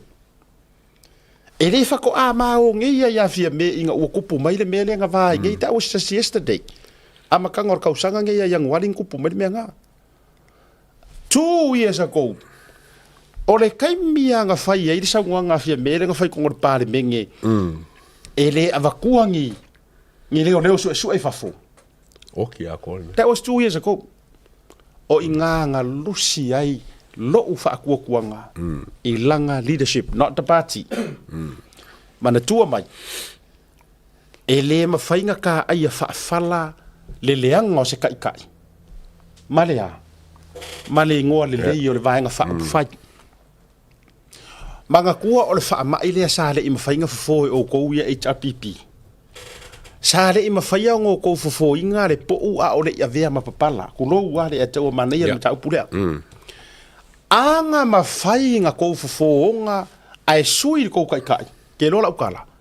Maybe o le a kau ke HRPP. Sa o le. Ai vai. Thank le o mangkua. Anga mafai anga kokoa o kou loko kou ke le pala ai a kuila epa. E sui le leadership. Ke lola ukala. E le fa pengei. La auri will still be there. Fia me will still be HRPP. All of us. Whapenge ki ngā kako lo kua me pio a kauke. Langa fo I lo sui lida. Kako whaere pen kako karungoi. Ai the moment ngā kou musu ai loa e sui le ka inga. Was the moment ngā collapse ai loa. Lele ua matua palasi. O ke le loa la pola le whalele ko ke kau whakua. Ua palasi. Leanga. Ua palasi. Ua palasi le pouku koa. Ua palasi. A koe whaule HRPP e koe mo o mia sesi. Kai. Sesi kai. O ngā kako I oe lea mo kako a menge.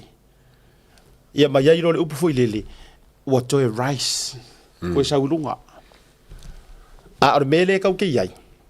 E le mawhai o ngā koe vai lua inga lava.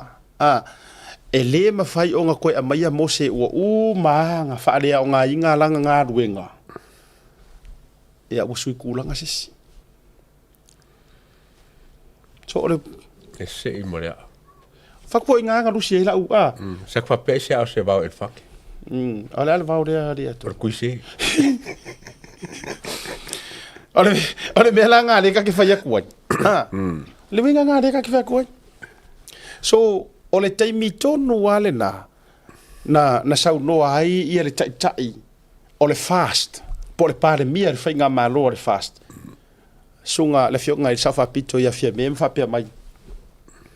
e le se me la mai e fon ka ko leo su e me o le ai ko mai o inganga o Lucy me personally nga a maka ya ngo pisak le se ia le e wala o fa ko nge fo wa ko kele le se wa di le wo vai wo pese me de sap ke le o kanga kaya nga meli mai ya ki rois ka meli mer ke minga le to fo mai seta you need to be careful o fa ko pe why for mai no cause fear miss leadership she's so silent but she will do the right thing, she will eventually do the right thing wala wangila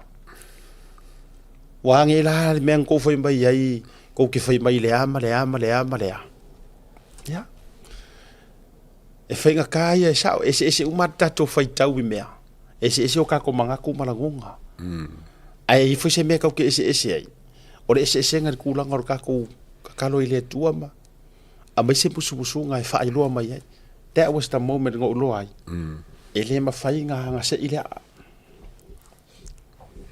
yo la mpo la wa makanga kia aplia wa ku lo su e fo le ya kwa au e fo me ko me nga le sa ngo fo disi ka ko pokala e muso e ba ko wa su kwa e su fo nga ye le lo mai fa ya a fo ile wo fa toi a fai a vatu ia leo mai fa fo su ma ka upo ku au lono winga wa tatou tapena fo e vatu a leo mai fa fo su e ma ka upo le but speaking of le mata upo le ale fo mai e maka ukia le mele ua kula i mai le wala wonu ukia ta jotul malolonga a fo i mai o le ase ka ko wo le kala mali le ua ko wa isi leo le u ko ia peniamina ai ai la le be mali e ku paka ku or ke isi le o ke oi pe mai el malolonga Talofa Italia to Pelu Masters. Vote action. Elect strong local candidates.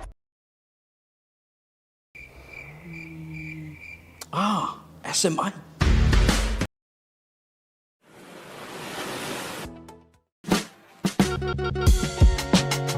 There is no better way to support the 685 than to buy locally sourced goods. Here at Tasi Market, owned and operated by Samoans for the Pacific. Affordable funeral services. Olua Tasi, Valua Noiva, Valu Tasi O, Mātou te o atu I lo maota e tera noa. A wase tau whamama a venga, moto e sauhinga, o le pele a te oe. Whakasau tei noa matangi a mosa, I le mōpain Olua Tasi, Valua Noiva, Valu Tasi O. Po le Facebook, Affordable Funeral Services. O le lau mua bua, pusa maliu teu wina, I mamanu Pasifika, whapea so se ata o designs. E ata ngi ai lo la tau soifua matang o fie, mo le la le lei, au le lei. Whawhisota I loa, matangi a mosa I le Olua Tasi, Valu o Noiva, Valu Tasi O. Affordable Funeral Services tautua mo oe, ma ainga uma I New Zealand nei.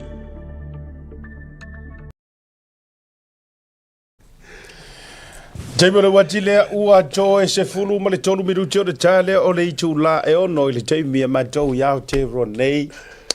Ia, toi whaatalofa mo folo fatu pe whape o le fato a maua mai le tatou porkalame le to a tele o I la tau mai mo kiki as fulu a wherunga le YouTube. Sorry. Just a YouTube. O mai asi mai ka opo Mana tuala. Ka fika o. Lai or manga ia foi lea. Join o ma le YouTube o le mana ia. O le e ko urunga le screen. Yeah. Mantua lai mantua screen la po. Smart TV si wei kai mingi. Ya lai ya le YouTube app.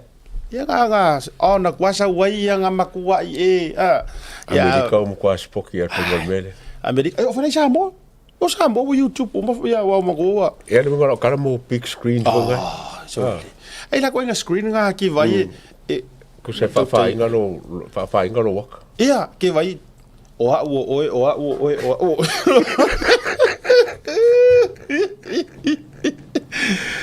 Ia, mo le tele o tau le tau te tau popole ma tau fai mai asiata te ua afia le tatou vaenga fai tua faʻasoa ia e.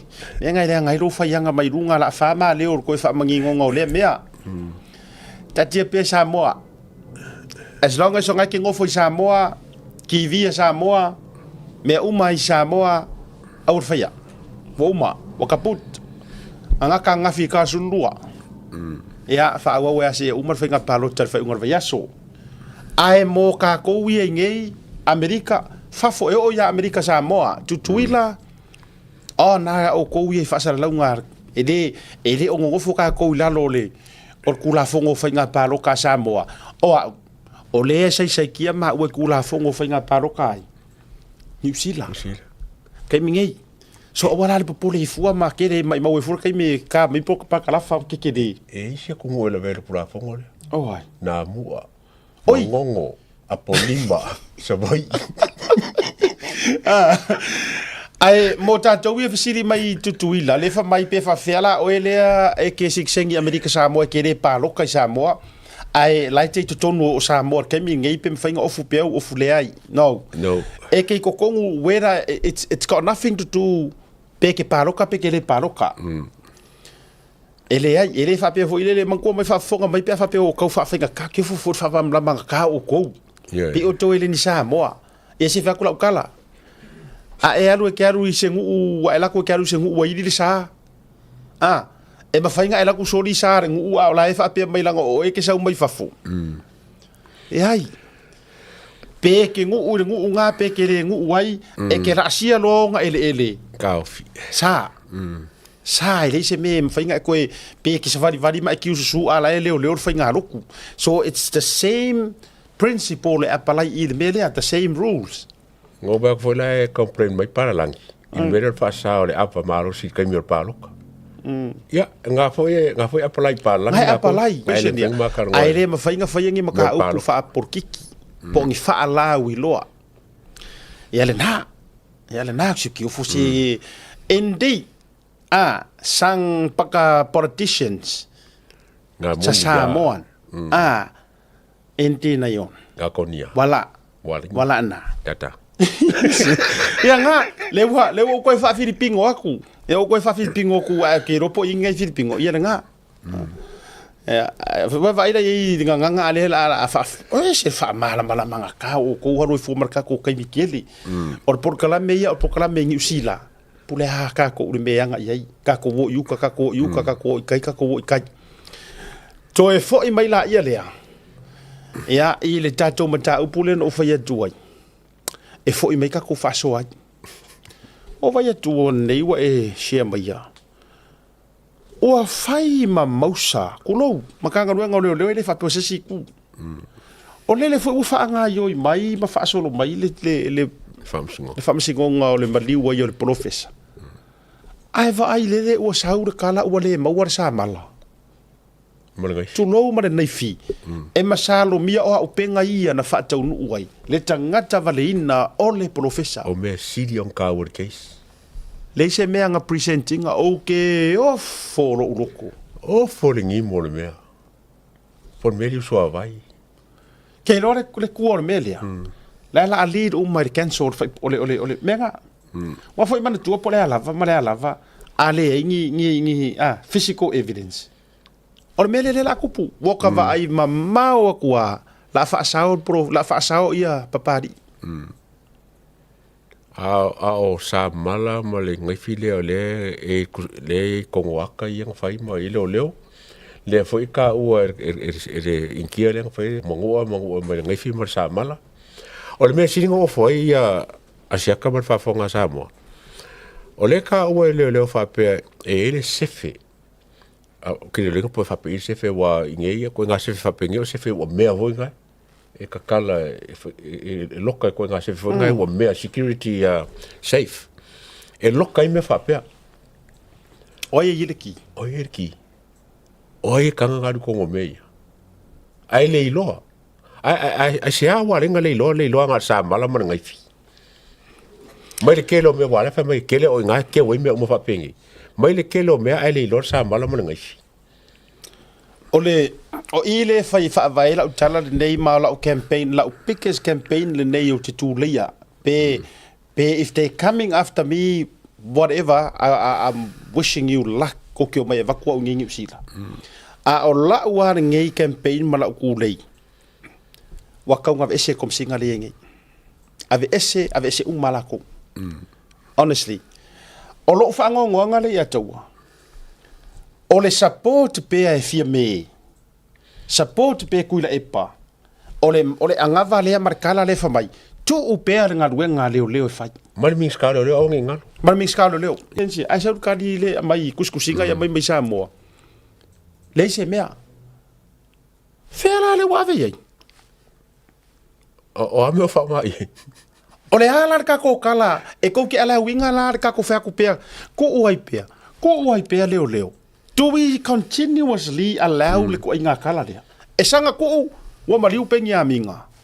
Ale whara kawanga ia pengi a minga me. E sanga ko wa mariu le profesa. O le aso tau langona i langonga o kangaka e onga a ingangi. O le mea e o kou mawhau ingi langonga o kangaka po o le mea ua whai e ngoa mo so kou mawhau wola kou kekea in kangaka. Ua whai moro kou le fefefe. Kou ke loloku. Siri lea. Kou ke loloku ea. Kou ke o ingi loku. A o ai lea ua wha ola wha pau inga a kou whai unga whai. Ua tau le ango ai ingi mea mongi e kakaun kou kuku ai. O whawhewhea ngā leilo loa sa malama. O se mea siri o ngā kāua de keis mai kaung wha pele ma keu wha lei mea nge. Wow. Wow. Ai leilo e lima o kom... Whafonga mai Samoa i le mele lea i whafonga. Ia whika i eilau whai ngā paroka. Wera pe ka kia ia rau le whiwhia mai a umre a taua. Please do it mo a inga o ka ngaka ia. Lea la whaku. Laku Samuelu markere fongi. Lai ngā po e ai le aka or ka avale le ngarangoa i runga o prokarame. Or ka avale a limongi. Wheo i erker fongi. Sau ia mori mau o saipangi, sapangi. Iyo e sapangi, kupa sapangi. Iyo e erker fongi. A ure lopo wheo iai. Or fisiri. Ngā pepelo lan mori mau Samuelu. Or kadi, sa or mori mau Samuelu. Verify ma confirm mai e kupa sapangi. A ore mea ukupu leiloa. Ma liu profesa. Lea ua ka koiloa ngei kusi lea ua mai ngei ngau saudi se ma mai kusi ia. O lea lau mangu ia.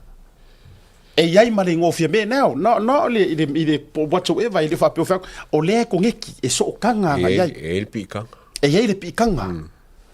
Lea le mele ukupu. Leilolo evidence. Leiloa mai le kelfongi o ia Sam. Alai ma waile ngoa oi. Te mongi. Sau le case lea. La ta moments nga pipi iai le mele wa afia ile sua fofia me. Fele wa ave samala. Le lo peo. Fele wa ave ile ngai fikulo. Le lo. Samoa ele wa lava e alea ko kiki sa vali mai fa kingo kangaka mai ngei mea. Ko kiki ala langa mai mea ia. Ai la asanga ka ko ngofo makari ko ngei kangaka pero fa pengi. La asanga ka ko ifo ngei kangaka fa pengi. Bole ya ngisi ma fainga ave ka ko fa kukuanga. La asanga ka ko pungo ngowa ya maka ko aru pungo fa pengi. Koe ore nganga ma yo ngei mea. O le kau ke ufi umai ngei mea. Au kala ngale. Kau kia. Ewe. O le sefele kaunga i elke fonginga. O le sefe foi le kaunga i ele fanga le ka ua le ngaliki fa fo fanga ia. Lo ingo angi fanga ni fanga fo nge so kulafongo. E kongo sefele. E ke lo e. Le kampangisa o ye, ngale lua ka iki o sefele. No doubt Komsinga is one of. Yeah, one of them. No doubt. Langa o le ma ngale lua ka iki le. Ma vai. O le pulea ma. Ya ele. Aka kola i o Komsinga, ma sui Komsinga. That's it. Erki o le security safe le. A fo ile ala ina o fo yatu. E maku ha ko fiu e fa fefe mai ya o kulafongo. Le o fo yaku. No. Ele o ko ke o fa ko se fa sausili. Leanga o le fo ke karango aku o le amio tonu o tulafono. E ke le aku wha maongianga, lea mau ke faʻasoa aku ai, mākanga ko kupu mai kou keise si Samoa, e ka ukingo ai, le palafu o ngā ruenga le whai kongu, e ngisi o makanga ruenga o leo leo. Ioi. Ai ngā lewa e lama kou whai mai. Ko upea. Ko upea. Ko upea. O anga whea ngā kukupu ai ngi ko upea whapengi. Ko vai makakaruenga ngā ngi usila leo. Ko vai lesi leo ki ngā singi a. Yeah. Dan me ukupu mai. I whaakasi. Ingo ki whaakasi mar komisinga. Kala lea skasi o leo Samoa i Kongo New Zealand. Wa ai whaamaongi o ngei a. O aso umalau ke mai kauinga le komisinga mar sui komisinga ka mai kailea. Coffee. Kalangoa. Wa share information. Nga male lilo i mangako sui komisinga. Lai ka amiro su e ngai ngai. Nga maua whaamaongi anga. Le ai ma se whaapea. Langa le sa ka coffee ka ke usu le gym. Langa ka ke o i fea ma fea. Le ai ma se ngā mea. Nga uma ave i whaamaongi anga o wha i resign ma mea uma. Ai whakaungu su e nga. Whaamaongi anga. Mai ka koe. Au ka kou Samoa. E whai aku ai whola i o resi au. Ngā i whola i o isi kama i mosi si konti e leo ia ngā kure ka isi mare moa. Wale mea ngā rewa kere ngei. E longo fi ale mo le leo ngā aru kukongu iso kanga mor ka isi mare moa. Le au si konti ngā le kaudia le kere ngā ifo wha soe sa soro mai lako posti runga al Facebook. Ki alo fa mai, ai ku lange kirua le mara malama ma ioe. Ai siri aku rou le mara malama wai kere isu enga. Ja whakamoia kom si. O kou ia le au si konti ia le kou keifo kou fai mai ngā mea fa mai pokalame le a kou le mara malama i mei ioe o e mara malama. E mafua na i le mara malama. Le anga i kere iui se ala whainga ka isu e ngā mea. A whaifu e kere mara malama me ka ora moa maraka isi e sao ai kukongu langa kera i kiki ke mosi. Ia o le whaupunga ngā whako i ngā yaso ia e le ui me le whai koko ai ruma. A e ui fia. Neko. Ia, e le ui me whai koko ai whaofi me le whamalama. Ia o le hanu al kusikusinga ia o mai runga au leo le kauria kulaua. Le au ngā ke whak. No e reisa se ngā vale. Ai anga makaukia ngi o kou wakamamai.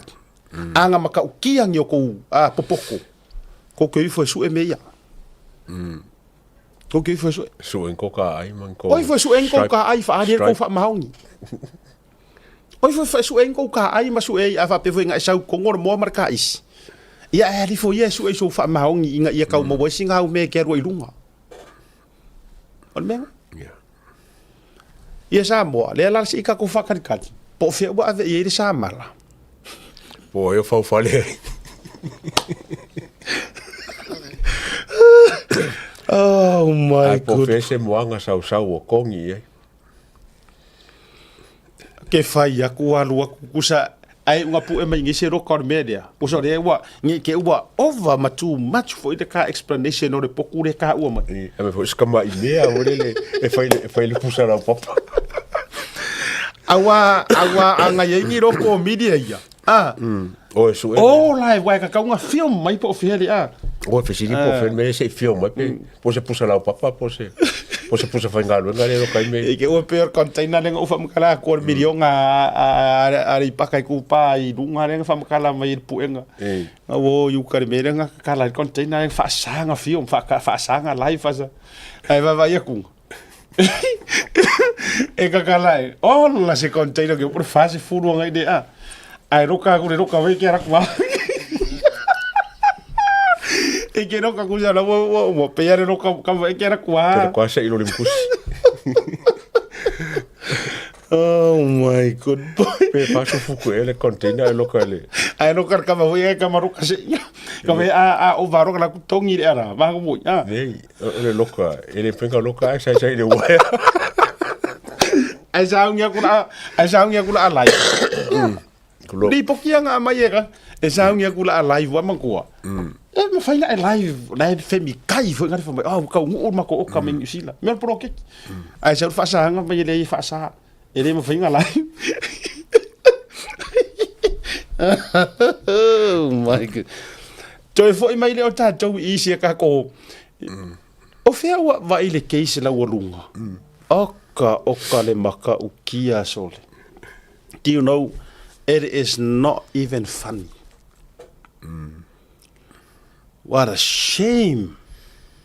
Oka se matanga o le mea wai ai. Maka ngā ia. Whawhikai o le wai iri kako, pia le wai ingi usira kako komisinga. I pe mara saulanga. Pia le uku kule i. Le ua sau ingei. Ingei mea. Ala e o sol paroka Samoa. Ya. Mausinga vangoa susu mai. Le foi la la maua arufanga foi ngale manga ia foi training ia. Awa ole ale pomura la pa mai Samoa. At least I was not there. Como ve? Sí, su bufe e ka si. Kusa menga le la ku bugi. Ole ale ku ole ale melang fa kongu nge yang kamala Samoa como foi kusa le ole ale mela ku bu me ka sia lang arufanga. Ya, ko ke lo tile ia taimi le. Tile ia taimi le no nei no sila le tu langa le male. Mai mo for kaimi le atawa mai mo taimi tu lo wa fa ko ma wa sa no te fie sa no ye ma na se far ko fe kar ngoi se ka o ke la ko mer kam fa sa ko no fe no karo ma tu wa mai mo for taimi no pa wa la utala ye tu lo e te le o alu personal o ke le ko e kari ko winga e ko e li fo e ka i ngai makanga ruenga o leo that's it makua leanga langa leadership tua le e o kako vai ke lo foi langa ke lo asa langa history o langa komisinga he could be probably the worst one in cases here sauli e ke era o kala o kula kong mer kai mi manga mi se kan kali le e sa foi e fa le ko mai mau mai mau to mar taimi o kako vai la ka ko mele le fai ngai o le sun le wale maua le weapon nga fucking one sa mala mare ngai fi a le la wo va vai atu o le wo tele mai ma afia nga o le tua inga nga i si sa tini si ni inspector le sunga ya penia mina kalo fai ia o va vai atu ai tu singa nisi ia tatia pe tatia foi le wala nga o le temine o le wa au mai lunga tu singa matulanga fa pe mai longo winga pe o le ale me watu ko e fo ile o la ukala le atu se ke ro fi aka nge mea Samoa se fa tula uta mai ori ina ua tangata vale ina pe ni amina maua mai ata le na release atu lunga i na o mafia la faʻasoa ke po matou foi male atu le mafuanga tulo e lua ai ia tu loa mana tua e lua le leo luma mo au luma lunga pi ka mau lunga mai mau pena pe se mo ko su e mele tale ai se au kere ai sau le fa amatalanga fa pe mai na fanga mai se me mau fanga mai lai wai pe ia pe tu lo pe ia se si pulu le na la vea le faka po sorry tau au po fe lava ai au ko sila ngai ile ta oto mai penia mina ya ta yen tapu e tu lo wale a inga fretua mar fa na o ma ko evakua makua ma sanga lua mai alu mai i kuro a se sa now o fanga ia se ivanga nga professional snipers kama fu ile le makua polo a ko inga sniper ngai lo le pingi kongo mo ole mea monia ia se ivanga na kuno fanga laka ya se mai ngasa we sus kau su enga le ngai sao nanga pe fanga kuku i meren ka vai ai ole fo yele e fo le kambare sa nga mai fo me fa pe e masangi le ia pete falling mai ole sa kingi there he knows too much about the case o yes ai faila o case mai lamka le no va tu le na mai lunga o foi tau tu lava ia ele se le fa to fala inga pe tatou mafo fa we de tino mai o me manino ai sa o ma salo lava ina ua au mai le manuanga o le sunga le malo so le makua ma sanga kukusa sa o pulu ye kulowa Tau si ai tau mo se atau na watu le lunga. Ora e ke ora. Se veo i. Ai nana ma fuono fa tu le tala le.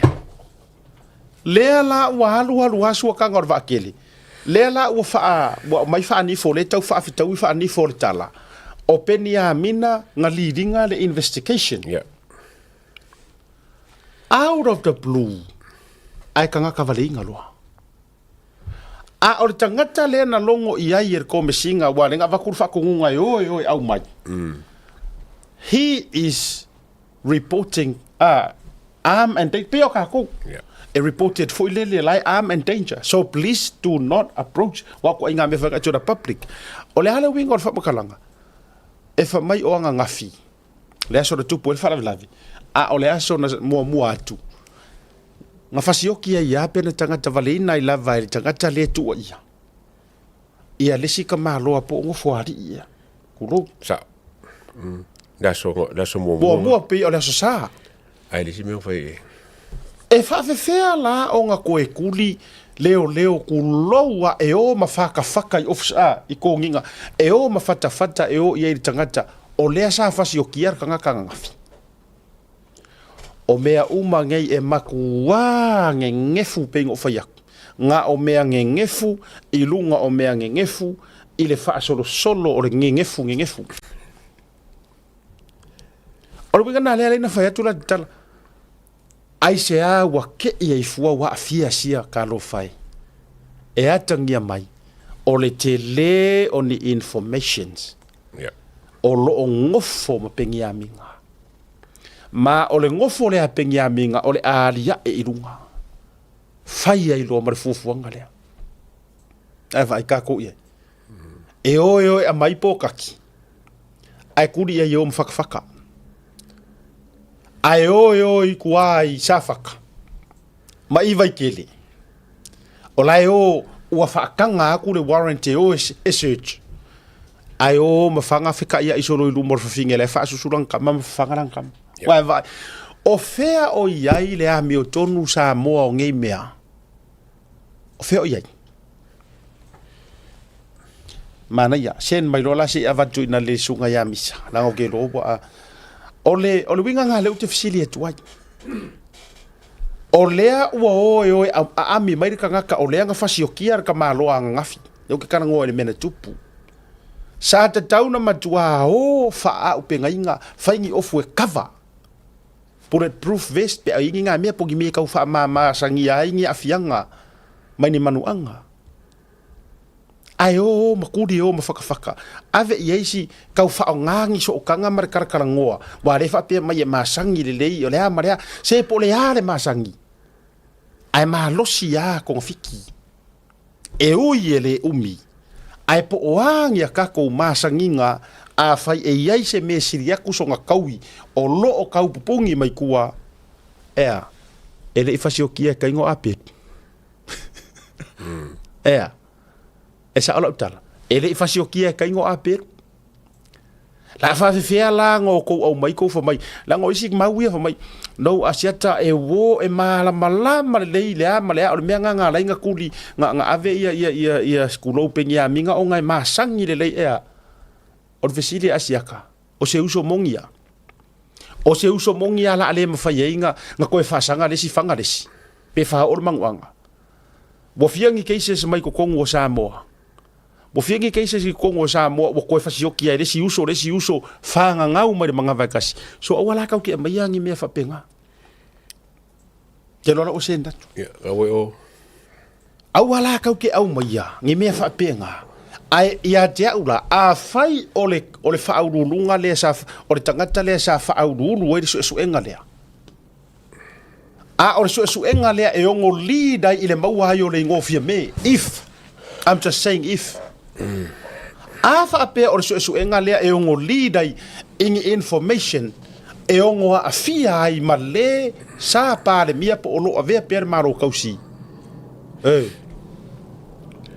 worth ya sila mai la le wa tulunga tulou wa mava ko vai manu mo le ore manu le ai le yo ole si mangua it's fair enough or kamalea kuloua nga fanga mua inga ia palasi ai vilalo pe palasi fafo po fair lava sila mai la manu anga le tulou wa le wa ko longa lua sila mai la Samoa. Se I fai mai lau fua ma lau whaakakau. Te uko e wakulai runga. Ia o kou ia fia whanga mangu, whanga pua, whanga le iei tau purukasi, mga mea whapenga. E ke karikongu le kala lea o se whanga mamau, ai so o kua punu e lua, ese ia o kua pāpār me kasi. Leinga lelei. Leinga lelei. Kou si sina mai. O le mea mongi ale mea lea nga whaia ia mauki ngoa. Mariu. O mariu. Nga whaia mare mauki ngoa. Au alava, wafo ila alava kasire au kafakulou. E ire masalo mianga. E ola. Yeah. E atangia mai. Nga uma nga whanga mamau. Paua nga o whanga mamau leo ke iyo ia. Kaua o se mea fu ile le kulou ia helpless. Le sunga le malu. O nga savari whaale le ia kuala ia le ore ula le po inga. La kurua ku la kalaka. Whairo mare mele. Just to make sure. Woma. Kuloua. Arfisiti. Ai vai la ka ko ea. O ye se o ngai mea faʻasoa koe. Ala le wa kuwa ia kulo le wa kuwa ia penia mina. O ia le winga le tala o ia le safia ngai. E le kaumaki. Le kuwa ia ile lopo fenga misplace sai. Lo lopo le si news nga le la sa. Po fe o misplace sai. E pengia minga kuloua. E meia sa.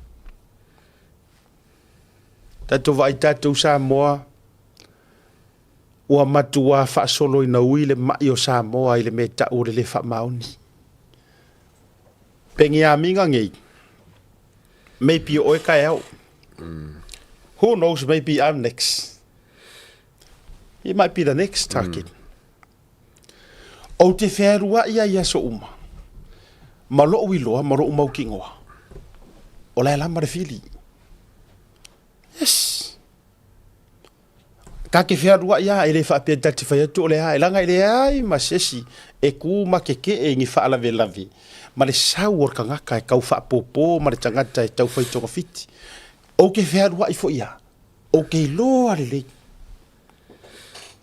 Ai wo umanga whaila ukala ia si o ko rua ma lau whangau ma lau ainga. A o le hale mea ko ke vai ai ku langa whaapea ngi ka ngaka wale inga ka ika po le hale mea. I o tau loa ila ia e whai ma pinge whaamau. O le mongi o le mea le alanga inga. Ia. A wafo i ale mongi. A me la inga worry fua. Ka kua ia. Yes. Sio laile. Le natonu. Kele kangaka. Le langa kele kangaka waka. Ia ai se ipopole ia la kangaka ile ka penga moleli. Ia wala a whapeo ka ikos kangaka ele ako ko ala ai sauro de sifa o kia ka ika. Ia wa ke ro waka mesese o mga iwa palalasi o mai rungo o wa sa fu e fie pule mai le ola are ku. So transfer mo me o ka kana. Automatic transfer. Kele yo me la transfer. A fai o ka ika o ka ngia ka era. Ma ola utala le. O me o mo te fea lua ia ile a tau ele sera ukala. E ia fa por ngol tina le ainga. E foi se utina wa o mariu se ukama. Ia e la pata e fautua mai fo il fa fe ngainga. Ai mai se ale safety. E o fo i fa ku mai o me ai e o vai. E ingu langa e o le kau ki fe wa ima. Ma kanga kai fa pe nga. E ires kanga kai kami mai ruma a o le ngongo e kami soro mai i oi. Ka ba fo i le fusi mai o ma uma nga sepu ala wa ai. Usinga fala au lau i lau me ingu. Matua i o ta step ahead, one step ahead ai rumo meia. Ai o ngā mea uma. E le mawhaia. Ko sile isi leo lea. Matau tia lea taua. Whai whamsingo sa mua, whai kumukau whamsingo ngi. E mo mia lau palota. Awe ese. Palota. O le ki Samoa, ma le pule, ma le paua, ngai au au. A whai ala tau te mana na o le aka ko walu ku lai whafika. A whai a tau te whina ngalo o le a wha te teleina, fuala au wha sainga, o le a whai a pia wha pia mala makia soi fua o e ma. awa e ke pisa o ele si Yeah. se ele popole kama ia pe ke HRPP. I'm telling you the truth. Yeah. E a ko ki fi manga se pingi ola ukala. Ele popole le au corrupt. Male au if wala au fasainga, they don't care if you are a HRPP or a fast or a sub. All they care is themselves and their money. Lalu wing ola utala. Nga popole li mongi HRPP mauloro kavika. Ni ke. Ya, vai. Nga popole kuila epa HRPP ele nga o maulolo kavika o lo ngai ku malo akoa lea e HRPP le nga la nga la kuko. Ele ikea nga mea. Ele ikea. Fasangali mongi faile lau vale palau vale ka u mama inga. Lo ale le maulolo kavika. Ua makua susuru mai whapengei le popula kuira e paiaia. O nga ole le fia mele nga kua ilunga e lango le pasi e ingo le pili. Ole meanga e mkua whakau waa kere ma leanga ngofo inga nkienge. Ole la lau o la auri le la lau whaipule. Wai la lau o whainga re kumalo. Vai rau te whatu. Ole mkua whakau waa. Le winga ngā leo te whai atuai. E le ikea whaakasi. O e le ke fia kulo ke whaasususu i le HRPP ma fia ke share. Continue wa se ia o se mea kupu ya oe. Ngai waila ia hei roko e kangi masusu. E le popole ka ngaka ngei. They don't care pe nga e support pe nga e a. They don't care. Feo iai le fia sui fofe kalai marosi o kalai mongkeki. Lela langa o maua. E a vatu ai mama examples. Yeah. Lale o fai le chapipi. Feo iai. HRPP, they only use you. Yes. Yeah. Malolo ngā kongi o i whalo. Pāua ngā o le me whai ngā o le whao ngā oe. I o where malo i ngei. Where malo i ngei sui whakawhikarai. Whiu ngai, la auri, whiu olo, whiu lea ki ngu, whiu uma ngai kangaka ngā. Ai whaasau whai lalo. E whiu lolo mai. Whiu lolo mau kore whawhawhisi. E ku ua vangoa. Aro malo nga malo ai lea, wangi. O sui whakawhikarai mo o siri lea ngā worst. Ya, wangi. I lau vai. Ia sa oa efi. A pe ana malo i le vai. Te ngā le spare mea sa oe. Ia walangi. La e koe pisa. Ma resi a mea, ora ukua lalo. Ia langa le waka o finge me o whaala wiroa. Ar mea mongia, be honest, ma ka ngoe ka ule HRPP. A ue ke whaalau ke lea fua ukala. Mai fa mai langa o mengi o whai ngā pāki, ma. No, langa ngā kasi ar pāki ngai loai oe ngā lea. HRPP. O le downfall fo i lea o fia me le ua hoki e langa leadership. Leanga o sau apalai whaakula epa, wha HRPP, i ko kongu o le fast. A wai loe fo i, e le whaako konge kule epa le sui whamkalai lea. Anga whaako konge kule epa, e koe mai kongo le HRPP. Sa whao ngā? Whao ngā. Mai leanga waa mo le HRPP. A whaila leanga waa le HRPP. Pa whenga nga waa o ios kukokas. Alan o whatu na iaile tangata o lona lava a inga vāvala lata na whailo mai. Na mana o ialu le HRPP. Ai le mga o i kulepa. Yes, muso i kulepa. Pa muso i kulepa. Ma fua i sea. Wa uma palai o le pa. Leila o loke kalango aku. I kulanga o kaavali. Wa uma palai. Kama ia pa ukipikipi. Kama ia pa ukipikipi whao ngār kai mero e eldi foi leli. Whao ngā stui e eldi e lunga mea. Nga uma le lai koe o so kunor kai mingi whapea la kuala e kipikipi. Wa molia. O kino kure epa. Kusa kasare mea lawa musu e kure epa i skamo o kare mangu. Keki. Rau kei roa. O le case. Oronga case. Ape kula pa la cosa foi ngai. Wala vale mo se fe, la cosa foi que falo me moi. Oi, no kanga kaula se kanga. Ale winga raptal. Ona me ngara kupu. La ina no fetu. Lenga o loke kama fai e ave ia fa maung yanga o me ia ka ke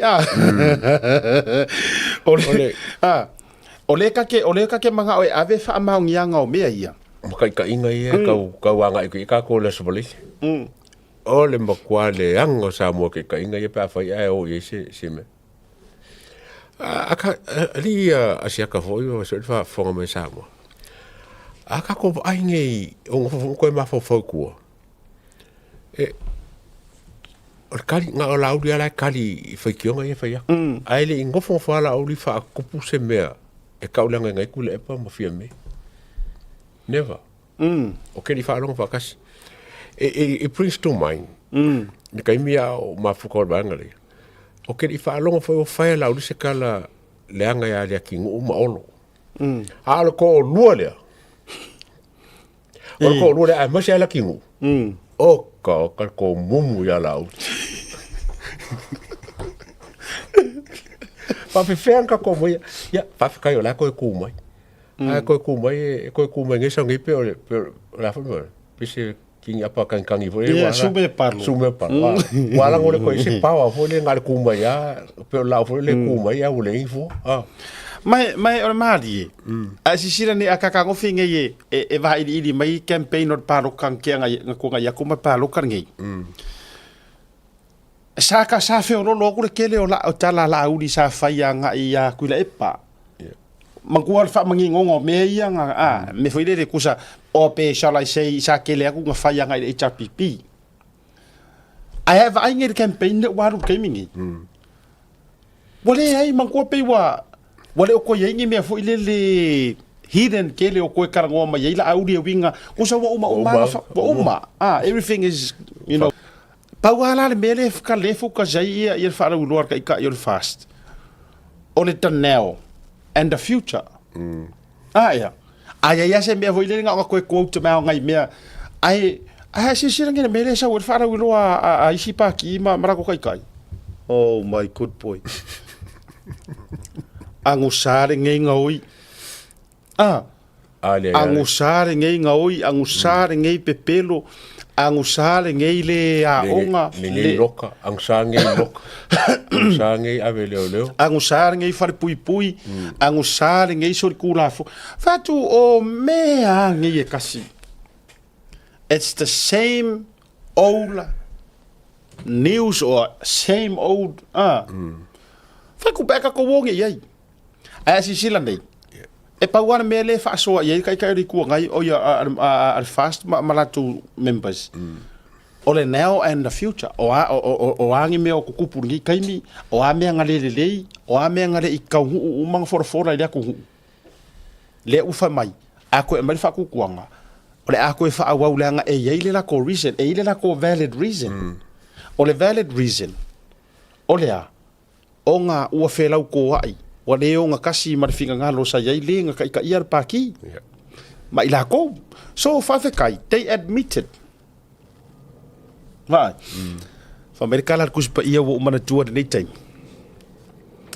fa mai nga pawar ka nga kai fia va ai ia ile tua nga o le e fa ma walalo ma le loko wakinga contract spirit vai fa mai pa wa le or kanga ka e fia sila ia ile ku nga o le wa fa ma wa lalo ma le loto wa tinga o le wa nga keke ila nga upu vai fa afikai re ka I o le fast wa lo langa o runga I nga fa yer ka ki ngonga le a ma singa e ku nga ya wa e ui re ki nga o le loko ai wa fa ma wa lalo masaungi e folau saungi le si makalalanga ka mom kusa ole wa fa ma walalo masaungi le si makalalanga le si makalalanga ole ko a mai se ava ngo sa mo se I fa sa o ma fa wow ma fa uma me nga mako fa yaku because ele fa se furu ka usanga nga ko a mai ai sa ele lua se furu ka usanga nga ko a mai ai le ava ngo ai nga ole kolu pe nga le fa nga ka usanga ai a mai fo ile avangoa ua makuare fa ku inga le ka inga fa au de nga mako fit vai simple as that. They are not asking for 30 years Samoa ora nganginga they are not asking for 20 years I fai ko how can we compare 40 years of HRPP to a 4 years. A koe kia kusa. O siri ak 4 years. A whai la kau ke ka ngofi au iri iri. E siri ako mea iwa ko por 4 years. I mea mo whai sukau sanga mo. Ngai lo le 40 years. No to lo wala ngoaku. O au wala mo ri mea ia ko ke pepese mai ai. Sole. Anga mai foi se paki a fiki. Po se paki a savai. Po se paki a kulanga lua makongu. Anga mai foi se paki a kamaiki a o ngalaiki. E lau ke whaia foi. And they might do it pera. Le anga yo o marikai mingei. O la lea ele o mangingor ki vi kua. Fa se furu kau sanga o HRPP. La lea kau furi le antena o pou kua. La lea kau feke la kau furi sa ile antena e ele o mangingongi internet connection. Le anga. Ai singa ia winti e Samoa. O kukau mo maila. A o le winga le tau te whai atuai. O le wha palingi. Rea vangoa. Sei pare mia la audia. Yeah, give him a chance. Give him a chance. And give us a chance mo ke criticizing up a Oh, I'm telling you that. Samoa. Malangala le kau kere yo rola le mele le check and balance. Yeah. Tu ula le avangoa se I fa pale mia la audi. Ko uma le avangoa I sangka pengeka. Ai ko mai la le avangoa tau te ia se mako fa sanga I fa pea. Yeah. Nge I ko pea mai. E le fa sanga ia. Pe a le fa ka uinga mea ia wo valo ia. Ia. Ioi. Ole na. Se tui whanunga nei vaenga highlight ia misana I tau au mai e runga. Whamone mole. Ole case. Onisi o ki police evidence in Dr. Carolyn Cappett's murder trial missing. Pai langi keresoma. E se lo fie kuskusinga. Ioi. The missing evidence prompted presiding judge Fepulea I Emperosa Roma. Pakore vavering o vai Fepulea I vasole ngai New Zealand. Yeah. Ia ile morong o vai. Ai nga fo ia tu lo fionga fa msino alu ro fa ilo case le. Fepulea I Emperosa Roma to question the prosecutor Taimalelangi le Nafo Strickland about the whereabouts of these items. Taimalelangi apologized and told the court that the chain of custody was disrupted or broken when Senior Sergeant Penyamina Perita died. Oh, God. Kua iska ka umaliu. Kengo, skali angi le fa fai ya ba ele. Afoi no ka fai ya aku. fai kai mo skamo sa polo. Kuai ka umaliu. According to the prosecutor, the late Penyamina, who worked at the Criminal Investigation Division for the CID, led the investigation into Papali's case. However, none of the items were provided. Hence, Justice Roma's question. O afasa mo ngayo ka ko makua. Ko kufuku ifolalo misava mbole. Afasa mo famai. O vaenga ia ua leiloloa.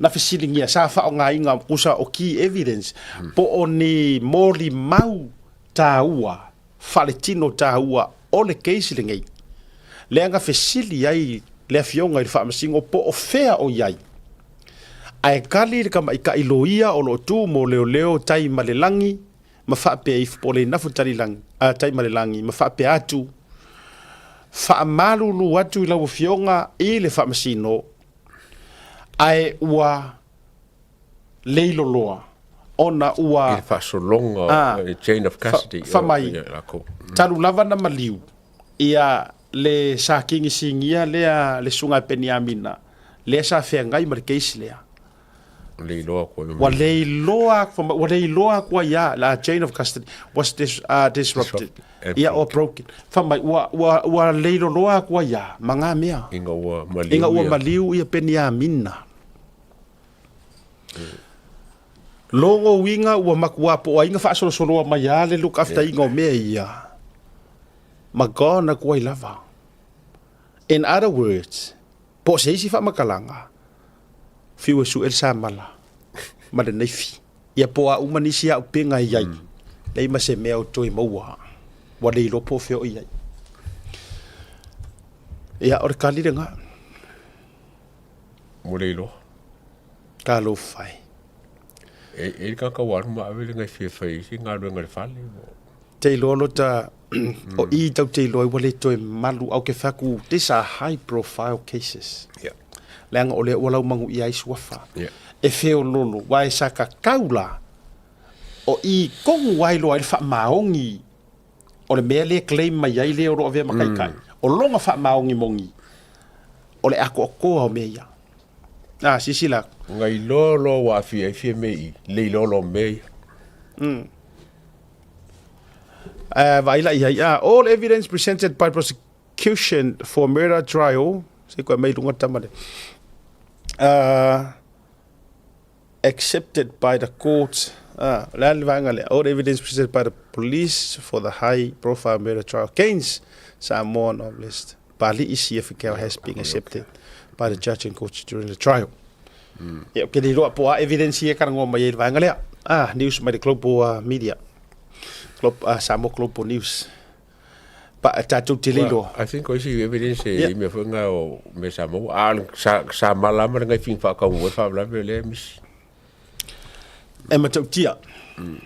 O wingala na le tu fa tuai. Matur ke fongi a Samuel o mawaingi information se leader nga ise. E lead a nga ile ise fai pule gone. Arwa kule meia gone. Vika ko ye. Ya. Awai mana tua. O lai mawai fingerprints. Yepe. O fasidi la me wolenga nga kia ia a makauri fo ye lai wilo ma o sia nga foi fa la e kau masaro mia foi pe fiangi fingerprints o lunga sa mala male ngai pe makai le mo ngi fingerprints e se mai fingerprints sia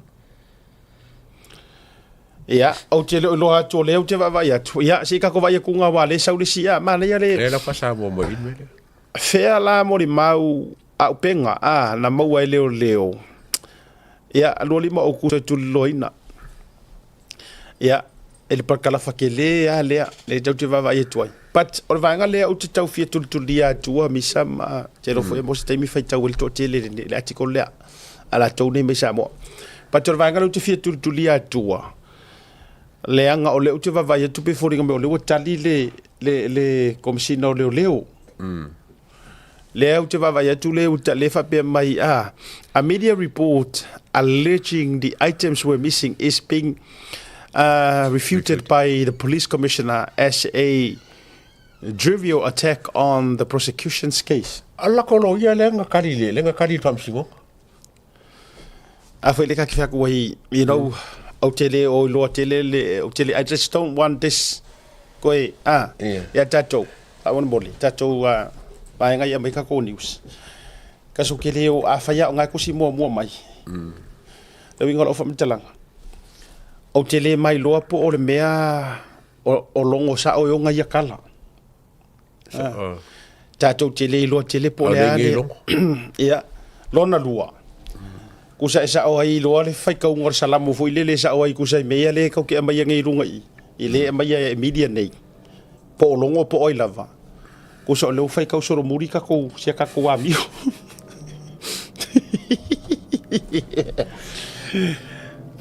Leo fai tau soro muri sia ka ko amio. Ala nga leo ki fai ko ai. Fa fiana to sa ule kom sina o leo to fai mai se tala o le ori poki kala la koroya. La o loia. Fai or kali le ale loia. Le o kali mai ai. O lang California. Oila o maloia e sa o pe. Oi pe. Na. Tatou malologa. Foi mai fa o tatou programe. SMI.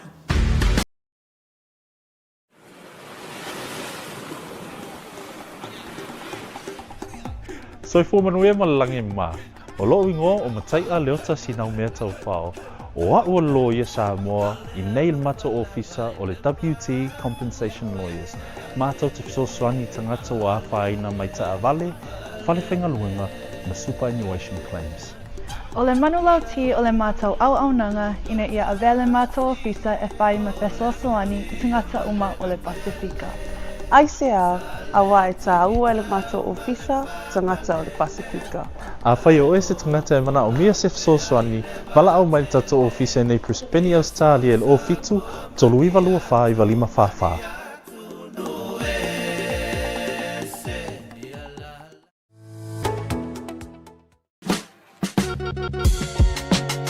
There is no better way to support the 685 than to buy locally sourced goods. Here at Tasi Market, owned and operated by Samoans for the Pacific. Affordable funeral services. Whalemaliu, a tamawhanau Samoa, tonga i Okilani New Zealand nei, o Oemalo Aiva. Affordable funerals. O le tani mo te mitinga o le baliu baleoti. Miri mo iloa ni a mosa i le mōpai o lua tasi, valu o noiva, valu tasi o. Po le Facebook, Affordable Funeral Services. O le lau mua, a pusa maliu teuina i mamanu Pasifika. Whapea so seata o designs. E atangi ai lo la tau soifua mātang o fie mo le la le lei au le lei. Whawhisota i loa matangi a mosa i le olu o tasi, valu o noiva, valu tasi o. Affordable Funeral Services tautua mo oe ma ainga uma i New Zealand nei.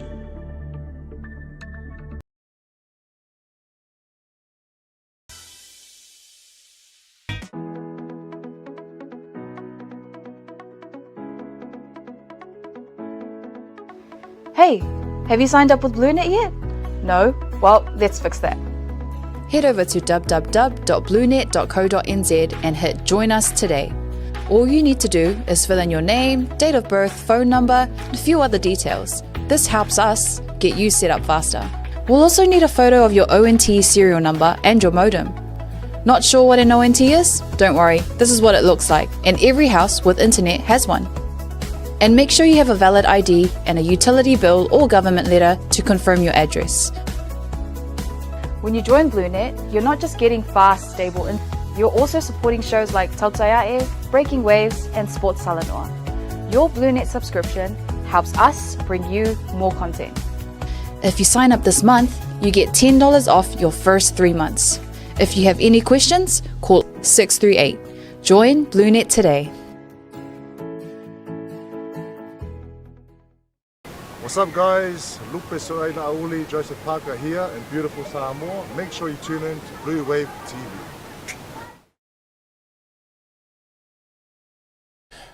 Tau whatalo whatu le malolonga ele o tau mamai ali tātou Tautai A'e ne wanga la fiafi ia le o te wawa iatu.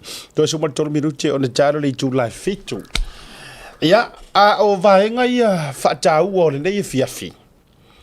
O vaenga whaataua o le toe whaamanatu atu. Toe whaamanatu atu ia te oe marau whainga whiwhiringa o vaso le nei. Pean o whaiatu. Se i vanga ngā ua iai se vae ngā international kula fongo whainga paroka e awhia umaku i kako. O ne tau while o lautara noa i nā mea. Ali e taua? Ma vanga ngā fwoi ua iai se kula fongo Electoral Act. E quote mai. E whaasa koi kako le whafo. O le mea reu te tau vai e tuai. Ma kua whiwhiwhi a Samoa. Kua para ai a soro kako. Kua i whiwhiwhi le tau. Ma i le poka rame ringi. La makanga apa mai Samoa e pule a kuingi soli. O le matua i ia au tātou te popole fua ma o tau ia tau te meli mai ma whawtai lo tau wanga le lei whawtai fo ilo tau loto a lela awa iatu le matala quote mai a e koe meli mai ma e toi au mai na e kango le quote mai le vaenga o le tulafono o o ta oto ai le mele na screenshot mai ka ngo send mai awange e mai e rungo ngeu emotion ma awange e mai e rungo ngeu ma salsalong au funge mai ngon kala la fa le au funge e mai ni tala